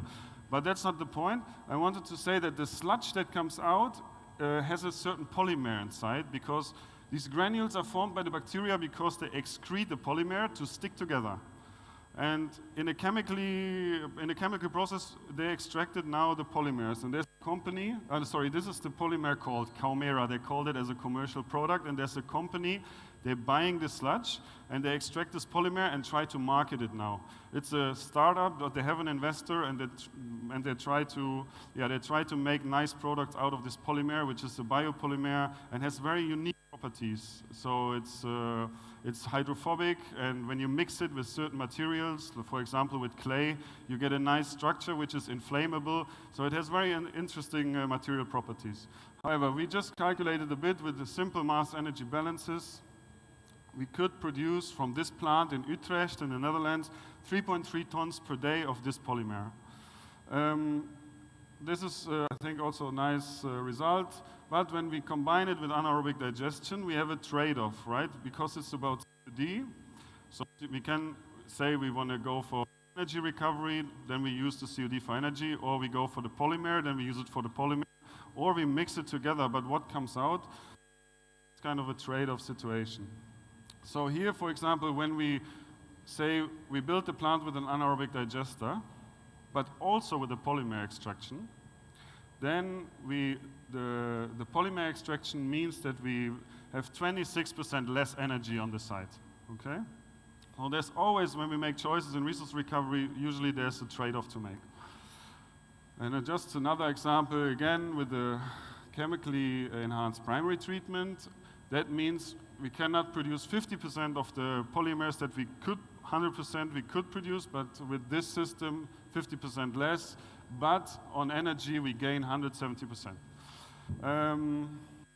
So just to show you this, but then this slide is more about, okay, you can also show, there's a big discussion about phosphorus recovery, right? And struvite in the academia is often seen as the big solution. Struvite minerals, I think, were recovered because of operational purposes, because they clog the piping and it's expensive to change it, so then they get this mineral out and said, oh, we recovered now some phosphate. But when we look into the numbers and into the mass balances, struvite comes only from the stream that is after the anaerobic digestion. There's the digestate, and when you press this digestate, you get a liquid fraction. And there's a lot of solubilized phosphate inside. And when you precipitate it out, you get the mineral. However, to the influent phosphorus is just very little. So this is the phosphorus that we can recover after we burn the sludge in an incinerator and get it from the ash.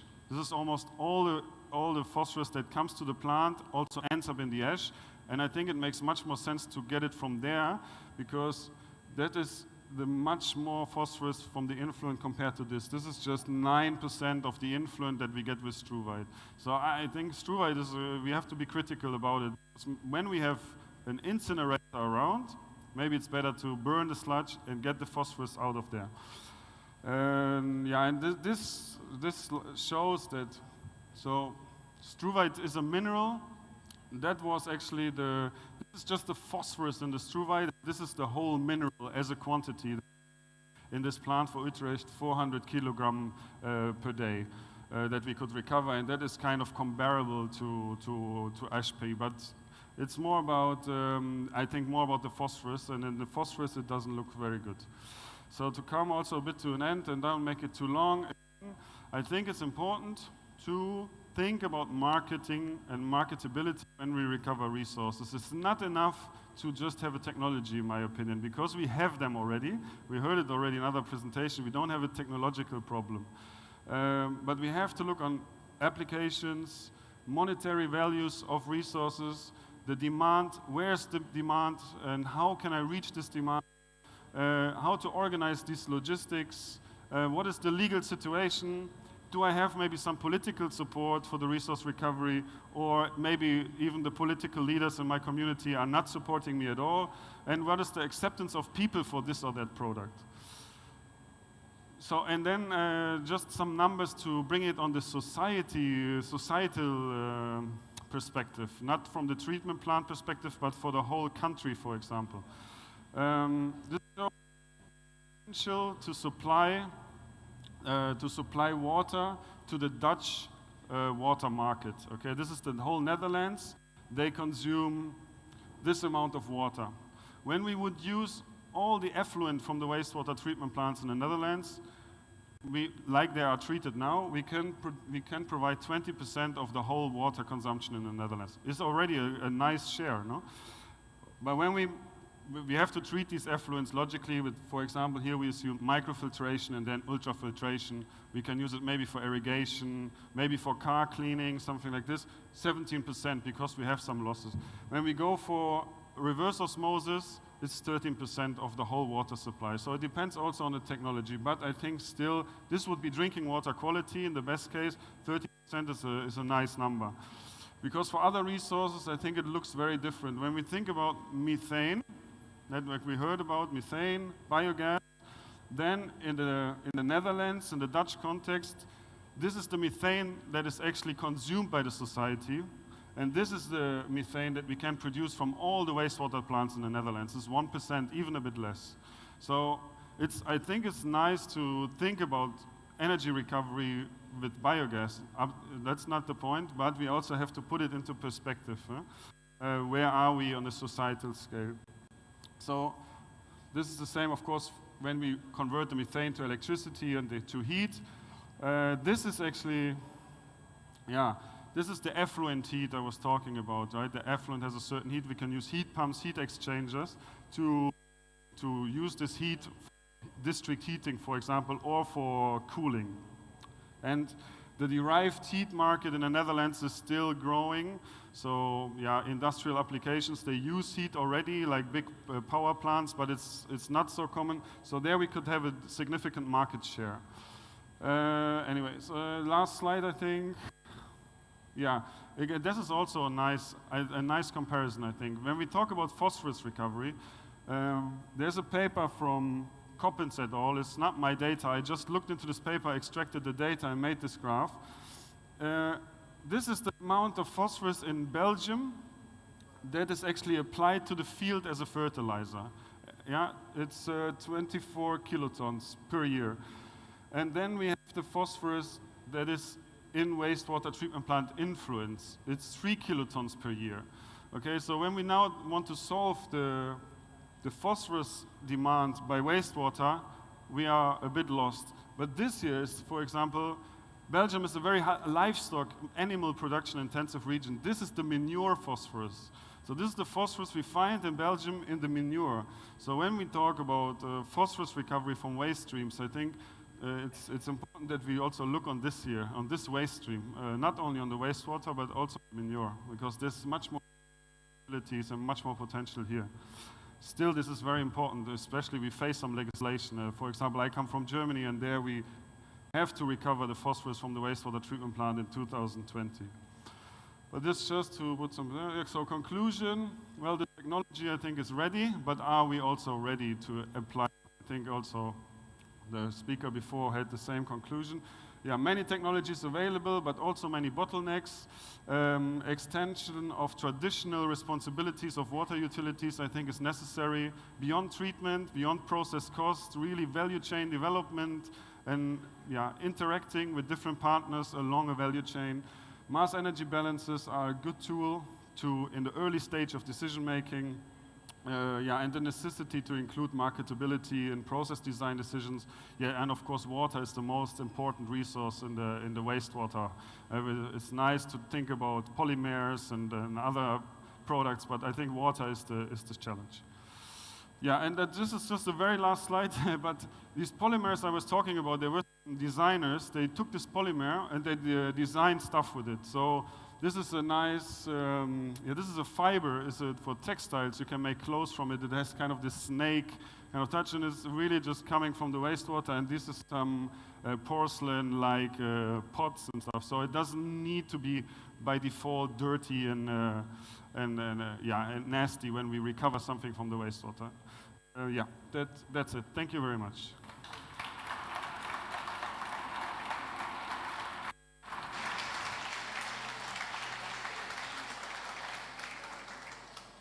Following the presentations of the e-circular panel, will be held a debriefing session with all speakers, moderated by João Nuno Mendes, President of Águas de Portugal. Is it 4:30? I actually have to leave. Okay, thank you very much. So our colleague Alexis will have to leave because he has an agenda problem. So thank you very much for your participation, and I will ask the other Thank you very specialists of the panel to come to the stage. Thank you. That was good timing. Nice to meet you. Just on a quick note, if there is anyone who has questions for me, I have two colleagues here who stay in the audience and will be really happy to take the questions for me or for Xylem. So thank you very much for everybody's attendance today. Thank you. That's great. Please take a seat. Okay. Well, thank you very much for your presentations. I would like to make a couple of questions for all of you.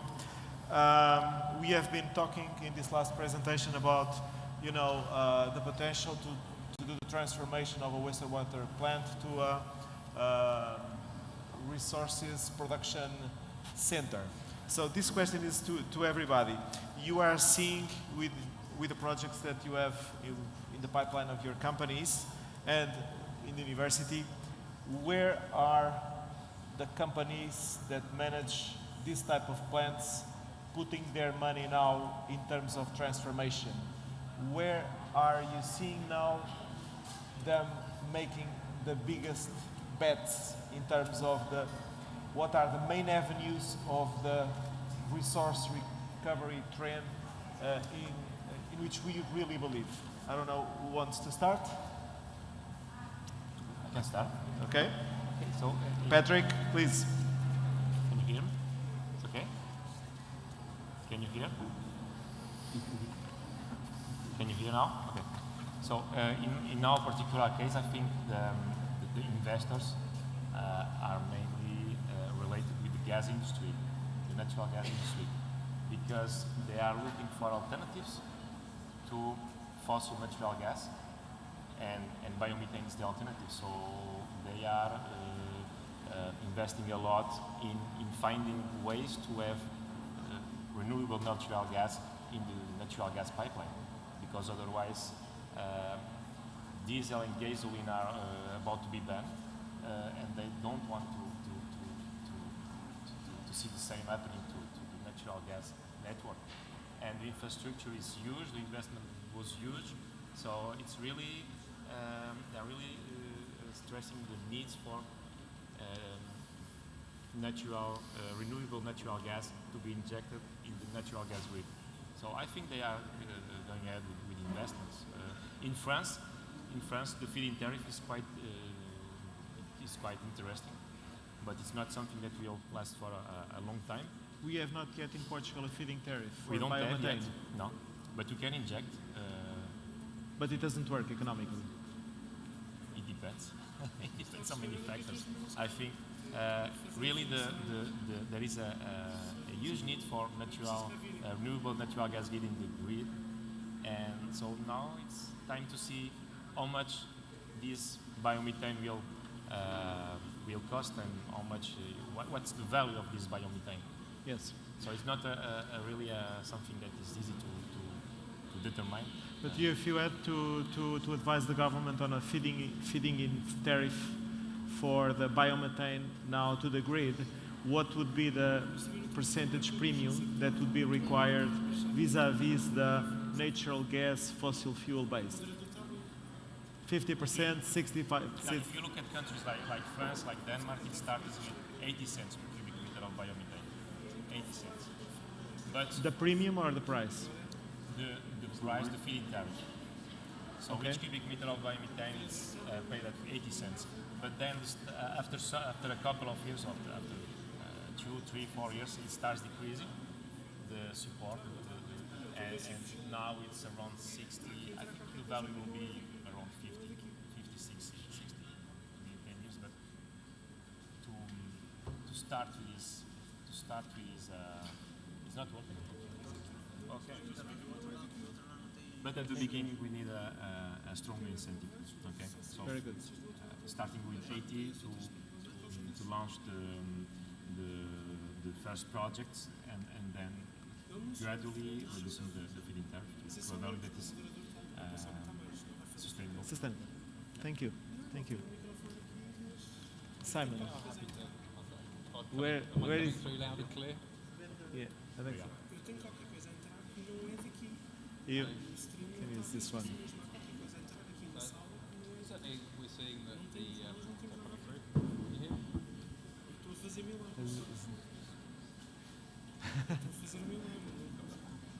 Hello. Hi. So certainly we're still seeing in different markets interest in advanced digestion. But I think actually the next thing that the next technology a number of companies are interested in is actually how do they optimize the treatment of the wastewater after primary treatment, so after primary settlement. So certainly most water utilities, their greatest electricity use is coming at that aeration stage after primary treatment. And so we're certainly, we're looking at a number of the water utilities that I deal with where they're seeking to optimize that because their concern is the cost of electricity and how they then actually optimize that. So that may be through the use of anaerobic MER, so anaerobically treating that wastewater. It may be the use of some innovative membranes to aerate, make an efficient oxygen transfer in that aeration process. So certainly, and really the primary focus for there is it's a focus on the use of their energy and where do they power consumption. So where do they efficiently reduce that power consumption? Philip. What can I add? I just ask where are the big investments also? Yes. What are the main areas that you are seeing the companies doing in terms of these avenues of production of resources? Yeah, methane. Or efficiency. Yeah, methane is a big thing since already 20 years, and it will remain there because of energy efficiency and carbon neutrality of wastewater treatment plants, in my opinion. But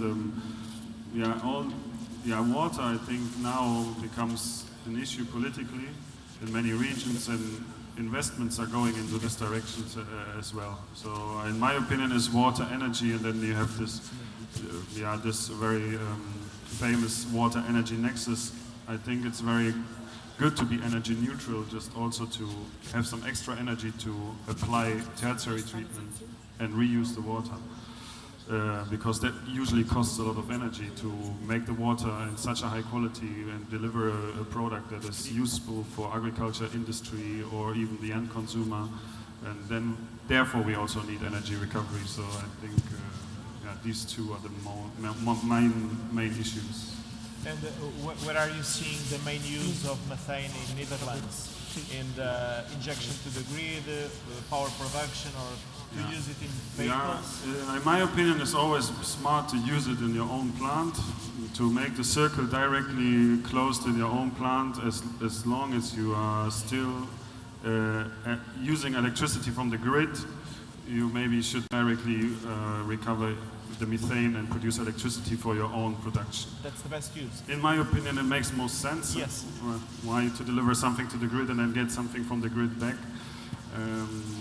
And I heard also, I don't know, but I heard from some professor that he calculated that the connection, when you build now a new treatment plant and you save the money that you need to connect to the grid, so you can build it self-sustainable and self-efficient, then you save a lot of money in the investment costs. And maybe from your experience. Yeah, you know, that's an experience that we have in Portugal, and we have been discussing that with Antonio, because when you use it for your own plant, you don't pay the access to the grid, which in Portugal costs us around 40% of the energy of the power invoice. So of course, I agree with you that if you can consume it on your own plant, of course, that could be the best use for it.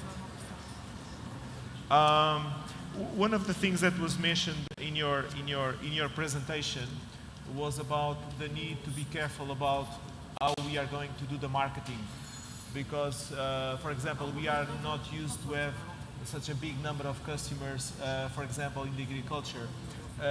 Do you know very good examples of the transformation that the utility needs to do in order, for example, to engage in the agriculture sector, since some of the products that we can be, you know, putting in the market in the future are precisely to the primary sector?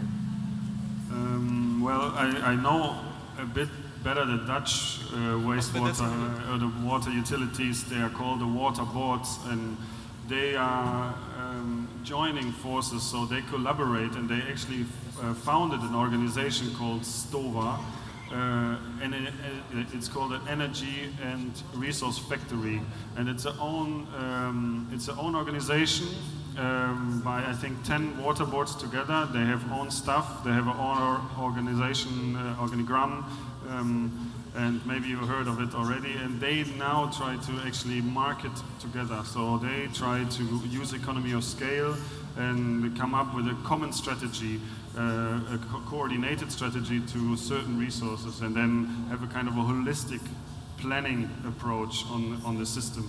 And I think that makes sense to look on it from a more zoomed out perspective than only from the treatment plant. Very good. One other question that I have for Simon is about the biological hydrolysis facilities that you had in your presentation. That's one of the options that our teams are studying at the moment.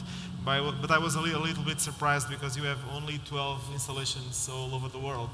So is this increasing, or there are specific circumstances that you think that leverage the option for this type of facility? Or what do you think it's the economic bottleneck, using the term that was used in the presentation, of this type of installations? If I use the example of our 12 reference sites, because they're the plants that we've built in the UK, and when those plants were being built, we were a UK company. We've been subsequently acquired by Suez to globalise our technologies. If we use the example of biological hydrolysis, so if I'd include acid phase digesters and other types of biological hydrolysis, then there are many references. Certainly, I would say in the UK, there's probably 35 to 40 plants that are running on that biological process. So maybe the 12 is a little bit underplaying the application of the technology. That's very good. I don't know, in terms of circular economy, but also having in mind that we need to create economy. So it's very good to have projects which are a symbol of the circular economy, but if we do not create economy with the new resources, if we don't have projects which are profitable, we get stuck, because then we don't get financing for the new stage of investments. Having this in mind, would you like to make a final contribution for us to close this panel? Well, certainly from my perspective of anaerobic digestion of municipal sludge, then the next stage of really what I was talking about is where a facility that is treating municipal sludge extends its influence into a wider facility for digesting source segregated food waste from collections from households. There are many tons of source segregated food waste which is generated in businesses, and so the principle is that actually the gas potential of the municipal sludge is relatively small when you consider the other organic waste that particular generating population is producing. Clearly there are planning implications, there are legislative implications, there are space implications in terms of the area available for further developments on typical wastewater treatment plants. But the fundamental thing I would say would be is that a municipal wastewater treatment plant is a perfect asset on which to build that type of solution for the wider recycling. Very good. I don't know, Patrick. Sorry. We gave a nice example of circular economy applied to biogas valorization. We have to look at what we waste and try to find an application for this waste in order to reduce the waste to zero. Of course, we need a market for CO2, we need a market for biomethane, but times are changing, and I'm pretty sure that this opportunity will happen for sure. But we have to put players around the table, consumers of CO2, producers of CO2, and sometimes they live in the same street and they don't know that, oh, you produce CO2, I need CO2. So we have to promote this kind of sharing of ideas. Very good. Philip?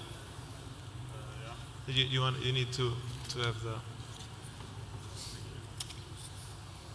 As a final remark, in my opinion, it's nice to see that things are happening also here. It's really amazing that the water now is on the forefront of being reused, and that the main resource that is considered to be actually found solutions for. And I think that's especially in the south of Europe very important, because you have big cities, you have a big water stream coming from the treatment plant, and why not using it and doing, like, seeing that there's political effort, and also try to find applications and build the process, that all this is happening here is super nice, and I think that's the right direction to go. And then energy next. And sometimes I think that it's nice to also have more management structure. In Germany, for example, it's very segregated. You have the drinking water people, you have the organization for wastewater, and you have energy people, and 3 different organizations, and there's no communication. And it needs, I think, in the future, really good collaboration and integrated solution among these 3. And then, in my opinion, then there is technologically a lot of possibilities to be then implemented. Very good. So thank you very much for your contribution. Thank you very much. Okay. Thank you.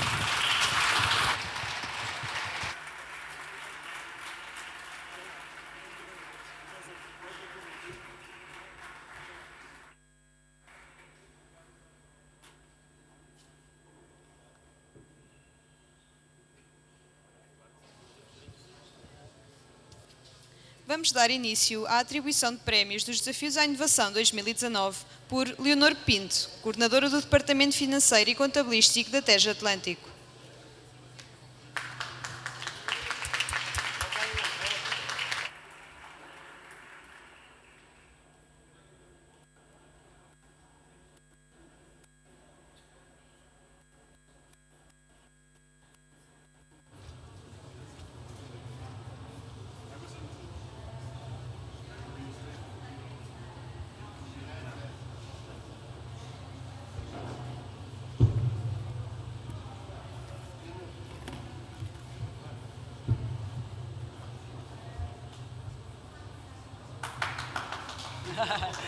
Olá, boa tarde.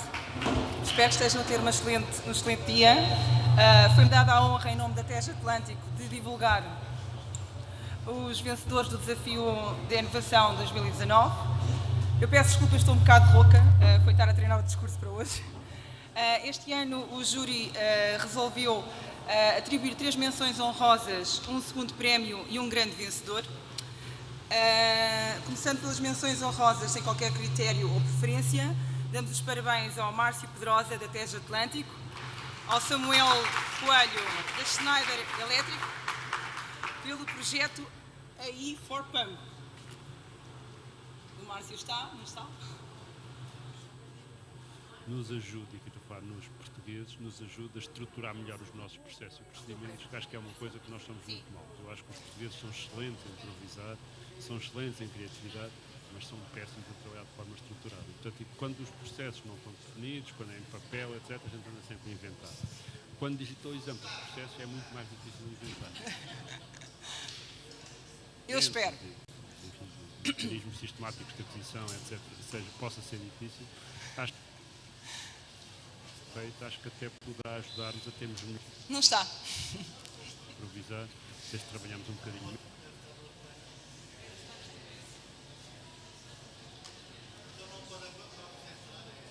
Não, estes não vão apresentar, só os vencedores dos prémios. Lá vem o Márcio.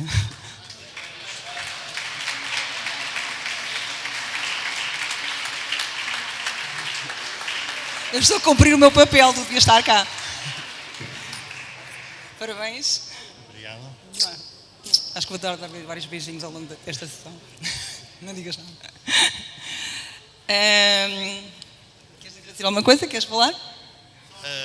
Só agradecer ao júri e a todos os que contribuíram para esta missão. Obrigado.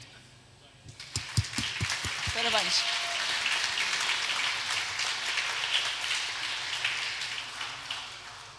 A segunda menção honrosa vai, e eu espero pronunciar corretamente o nome, Laura Corcolanin, do IAD, da Universidade Europeia, com o projeto O Futuro da Água nas Cidades.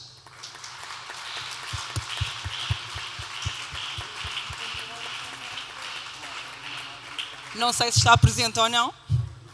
Não está? Vai receber? Então, olha, parabéns. Entregue à Laura, por favor.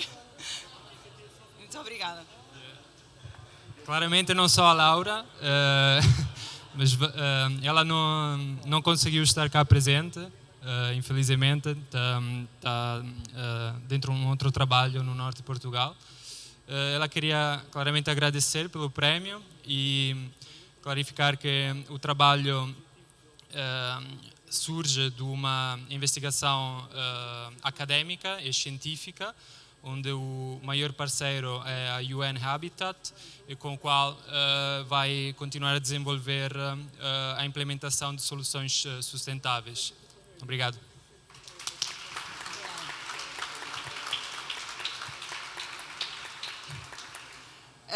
E a terceira e última menção honrosa vai para a Ana Rita Ribeiro de Castro, da Tejo Atlântico, pelo projeto Ice Water Cave, desinfecção por cavitação. E a Ana Rita está?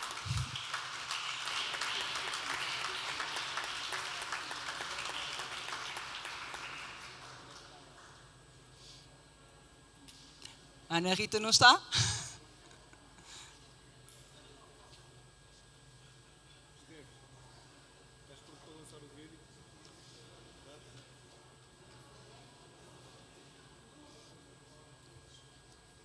Vamos aguardar um pouco. Talvez estejam à procura da Ana Rita. Está ali? Obrigada.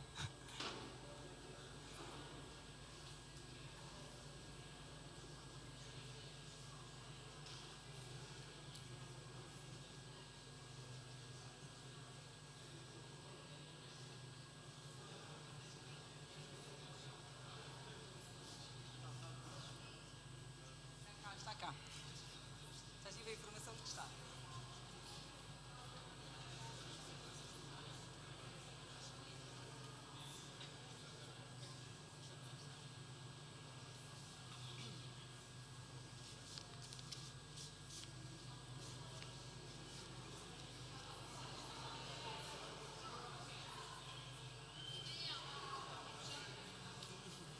Já lá vem a Ana Rita.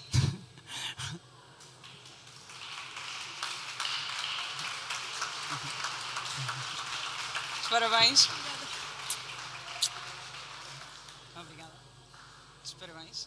Já agora eu ganhei o quê? Uma menção honrosa aos desafios de inovação 2019. Obrigada.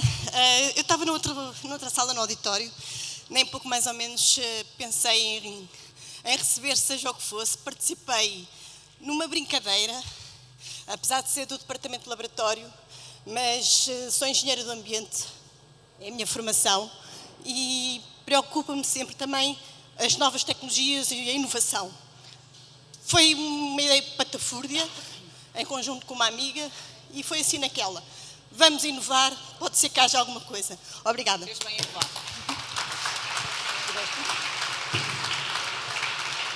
Obrigada. E agora a atribuição dos prémios. O segundo prémio foi atribuído ao projeto SEG-T1000, Sistema Automatizado de Gradagem Transversal 1000, realizado pelo Nuno Lourenço, a Isilda Tomás Columbano, o Jorge Almeida e o Márcio Pedrosa das Águas do Tejo Atlântico.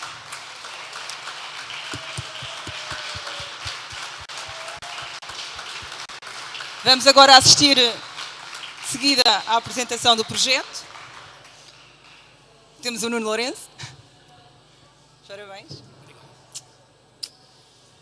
A Isilda eu já a vi, eu sei que anda por aí. Se vens tu representar a equipa, vêm todos. Se vens, e eles não querem cá vir, agradecer. Eu já chamei. Jorge Almeida, ao palco, se faz favor. Isilda, ao palco, se faz favor. E o Márcio Pedrosa, que já tem experiência de vir aqui.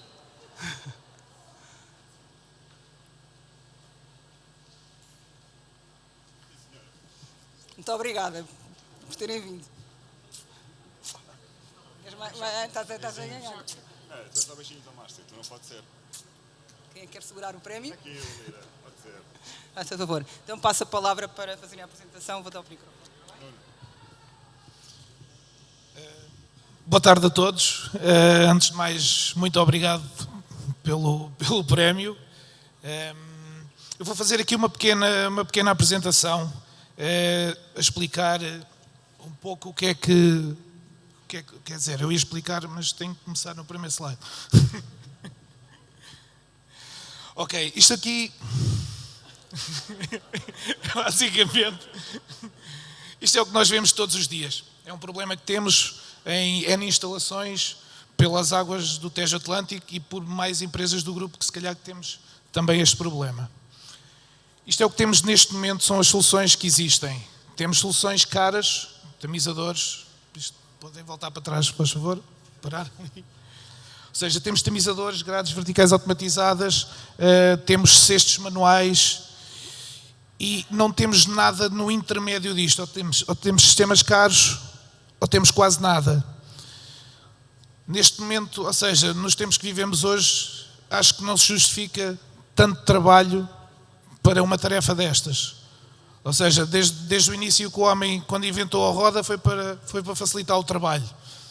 Nós aqui não estamos a inventar a roda, apenas colocámos, se calhar, um volante, uns pneus e uma condução autónoma. E pensámos, bem, se calhar não precisamos de um Ferrari ou de um Mercedes para chegar onde queremos. Se calhar num Opel ou num Fiat, se calhar também chegamos lá. E foi esta a linha de pensamento que nós colocámos a elaborar este projeto. Agora, a seguir, sem passar o próximo slide. Pronto, a solução que nós temos é a que vamos apresentar a seguir, que é o SAG-T1000. É o Sistema Automatizado de Gradagem Transversal 1000. Porquê o 1000? Acho que o Sistema Automatizado de Gradagem explica-se. O transversal porque dá para várias instalações e conseguimos também fazer retrofitting. O 1000 porque está dimensionado para instalações até 1000 metros cúbicos diários. É composto, é o mais simples, nós tentamos ser o mais simples possível, ter o mínimo de peças possível que se possam variar. É composto por um enrolador, apenas um motor. Temos uma corrente que vai segurar um cesto. Este cesto pode ser em barras, pode ser microperforado. Basicamente, este cesto vai chegar abaixo, ou seja, ele vai estar nesta posição quando recebe o afluente e vai ficar aqui retidos os gradados. Ao estar este cesto cheio, este cesto pode funcionar por duas maneiras. Pode funcionar temporizadamente, subir 1 ou 2 vezes por dia, ou então com um sensor de pressão em que vai detectar o peso que está lá dentro e quando ele detectar que está cheio, vai subir. Este cesto, ao subir, tem um seccionador atuado hidraulicamente que vai tamponar a entrada da fluente. Se o cesto subir e se houver algum problema e o cesto ficar retido lá em cima, o que é que vai acontecer? Isto está dimensionado para deixar passar o afluente, para não fazer bypass atrás. Este cesto, ao subir, temos aqui um raspador e o cesto sobe, isto fecha, o cesto vai subir, vai raspar, esta tampa vai abrir e todo o lixo vai automaticamente para dentro do cesto. O cesto, ao descer, esta tampa, ela vai voltar à posição inicial e vai encaixar aqui novamente. Se pudessem passar. Pronto, o futuro, queria também falar, a ideia seria fazer um projeto piloto e fazermos uma instalação e possivelmente depois elaborar as especificações técnicas e colocar nos próximos concursos, se tivermos autorização disso, nos próximos concursos das Águas do Tejo Atlântico e se calhar até outras empresas do grupo, se tiverem interesse. Pronto, muito obrigado. Obrigada.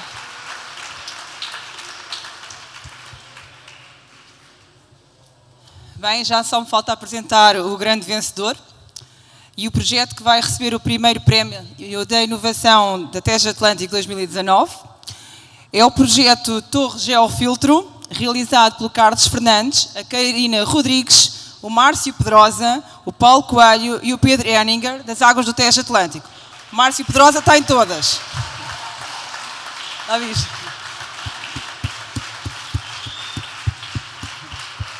Já nem sais daqui, não é? Não vale a pena. Olha, mas é o último. É o último, não há mais nada.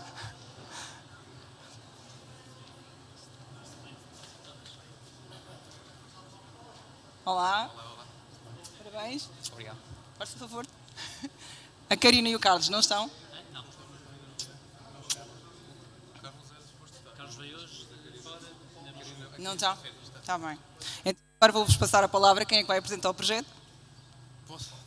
Não quero falar. Boa tarde. Antes de mais, muito obrigado. Gostávamos de agradecer. Não está cá a Karina e o Carlos, somos 5 ao todo. Devíamos ter aqui os nossos nomes, mas pronto, é uma falha do primeiro slide. Eu e o Márcio trabalhamos, para quem não nos conhece, na gestão de ativos, fábrica de água, ali com o engenheiro Botelho. O Pedro, a Karina e o Carlos trabalham na direção da operação. Mais na zona norte da nossa empresa, com muitas dificuldades e muitas das vezes quando nós somos chamados a... Antes de mais, também gostava de agradecer a todas as pessoas que organizaram o evento e felicitar os outros projetos e o espírito das equipas que concorreram também. Para vos contar a gênese da ideia, nós muitas das vezes eu e o Márcio, quando vamos medir a energia à zona norte, das hectares de média e mais pequena dimensão, somos confrontados muitas vezes com a acumulação de sólidos, não só nos tanques de arejamento, em vários locais das hectares, ou fábricas de água. Muitas das vezes não chegam a ser fábricas de água, são reais hectares. Com grandes dificuldades, não só a nível da mão de obra, escoamento dessas lamas que se acumulam e que estão aqui. Eu gostava de fixar, por favor, é só aqui nesse slide. Muito obrigado. Isto está a rodar, isto dá para fazer pausa? Okay. Muitas das dificuldades com que o Pedro, a Karina e o Carlos lidam diariamente, estão muitas delas relacionadas com isto, não só com a acumulação de lamas em sistemas de lagunagem e em leitos de secagem que muitas vezes, como se consegue ver pela imagem, são limpos recorrendo a empresas de jardinagem, não é? Infelizmente não temos meios que, para já, possam substituí-los. No entanto, tentamos inovar e a validação do conceito da ideia, que não é muito tecnológica, mas passa por otimizar os sistemas de geotube. Peço desculpa. Para quem não conhece, são sistemas de sacos drenantes geotêxtil neste caso, é um geotubo das Águas do Ribatejo, em Almeirim, mas nós já estamos a usar vários. Já estamos a usar a tecnologia na Zambuja para remover o máximo possível de lamas acumuladas. No entanto, existem outros sistemas que a empresa nos permitiu conhecer, nórdicos, nomeadamente aquele contentor que passou agora, há bocado. Este contentor aqui é um sistema dinamarquês que permite, também recorrendo à tela geotêxtil, permite facilmente espessar a lama e transportá-la sem água, sem umidade, para os centros de compostagem na zona sul do país.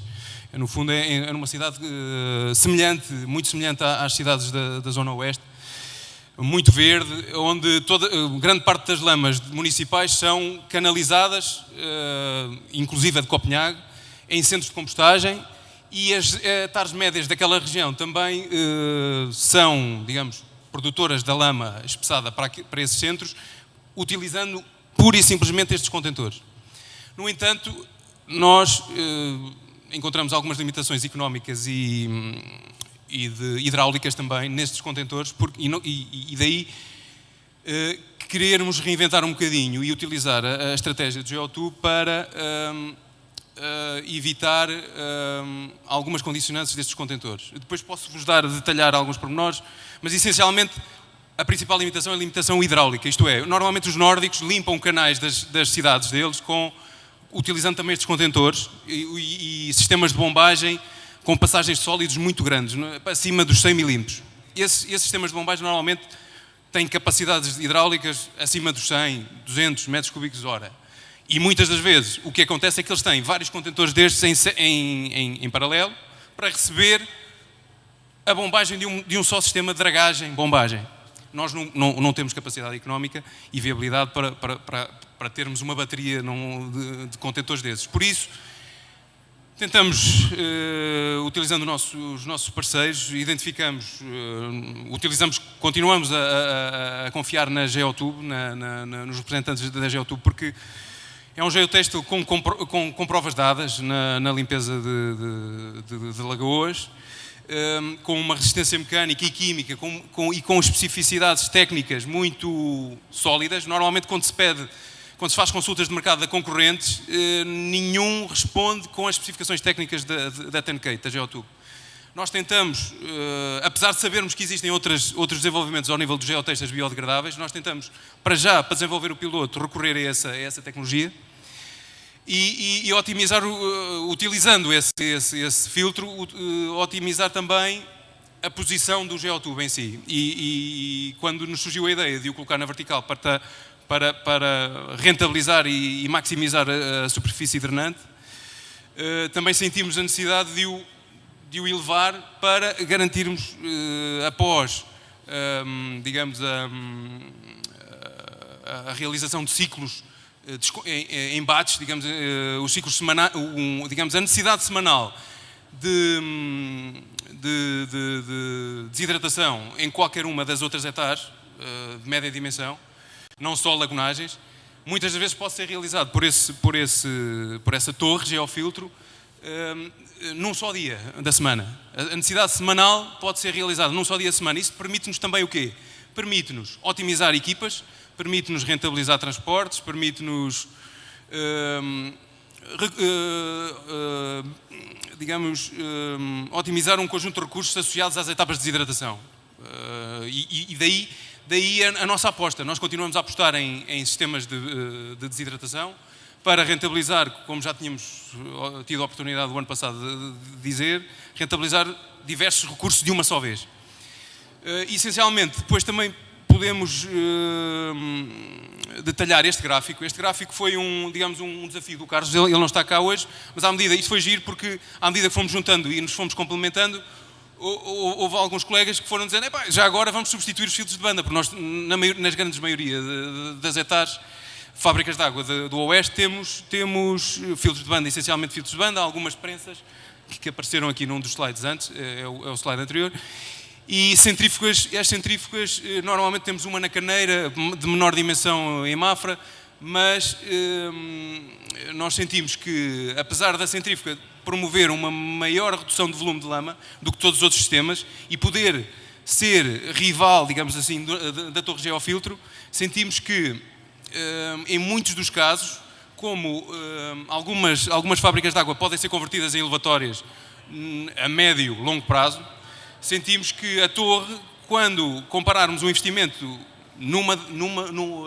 nessa tecnologia e somando os custos de exploração associados a essa tecnologia, e o gráfico foi calculado de uma forma conservativa para termos segurança no que estamos a dizer, e a torre, investindo na torre, custa aproximadamente 40 mil euros, na primeira torre piloto, que pode vir a ser mais barata, garantidamente, é a primeira torre que implica o desenvolvimento de ferramentas para um primeiro piloto, mas para já, com o custo de 40 mil euros, mais os custos de exploração, será sempre inferior em termos de custos durante 25 anos, comparando com a centrífuga. Pronto, acho que... Muito obrigada.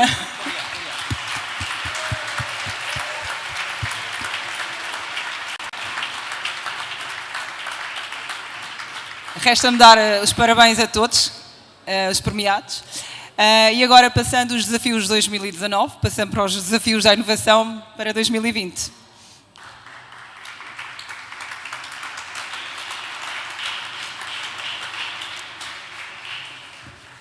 Obrigado.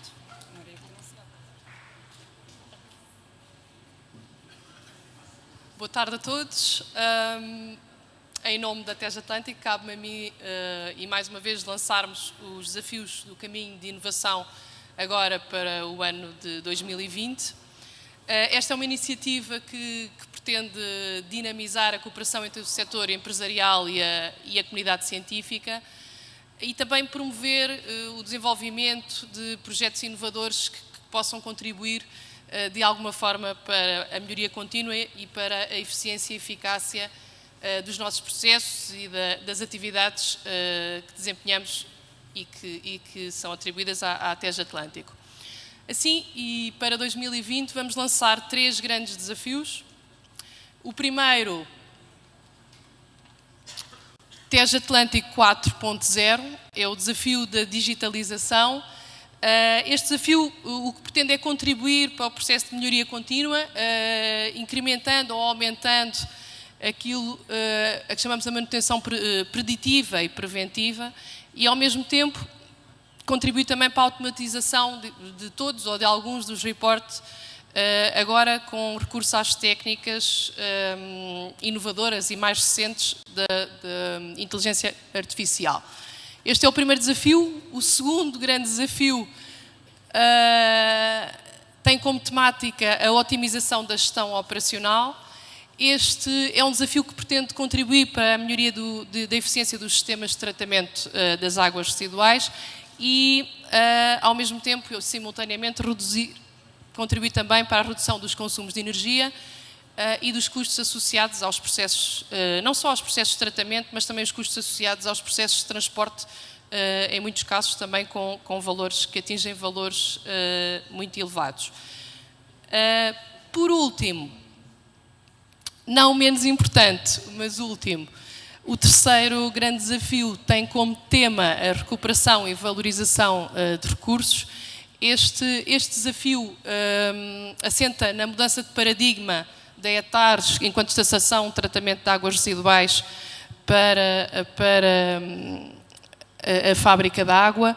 A fábrica de água enquanto objetivo máximo de recuperação e de valorização dos subprodutos que vão sendo criados ao longo do tratamento, sejam eles lamas, energia, a própria água, ou outros que projetos inovadores venham a desenvolver.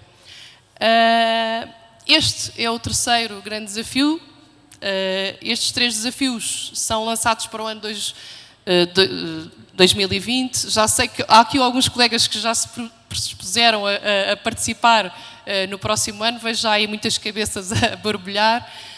O que se pretende é que se desenvolvam projetos inovadores e contamos com uma boa adesão também para o próximo ano, com projetos que possam ser diferenciadores para a nossa atividade diária e para a atividade da Tejo Atlântico, que somos todos nós, não é?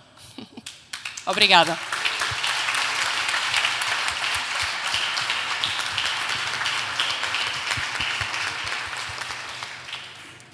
Agradecendo a presença de todos os participantes, damos por encerrada a sessão O Caminho da Inovação. Convidamos a todos os presentes para virar ideias, mentalidades e hábitos, participando no lançamento da Vira. Juntem-se ao Presidente das Águas do Tejo Atlântico, António Frazão, no stand Vira, para brindar ao caminho da inovação. Obrigada e até para o ano.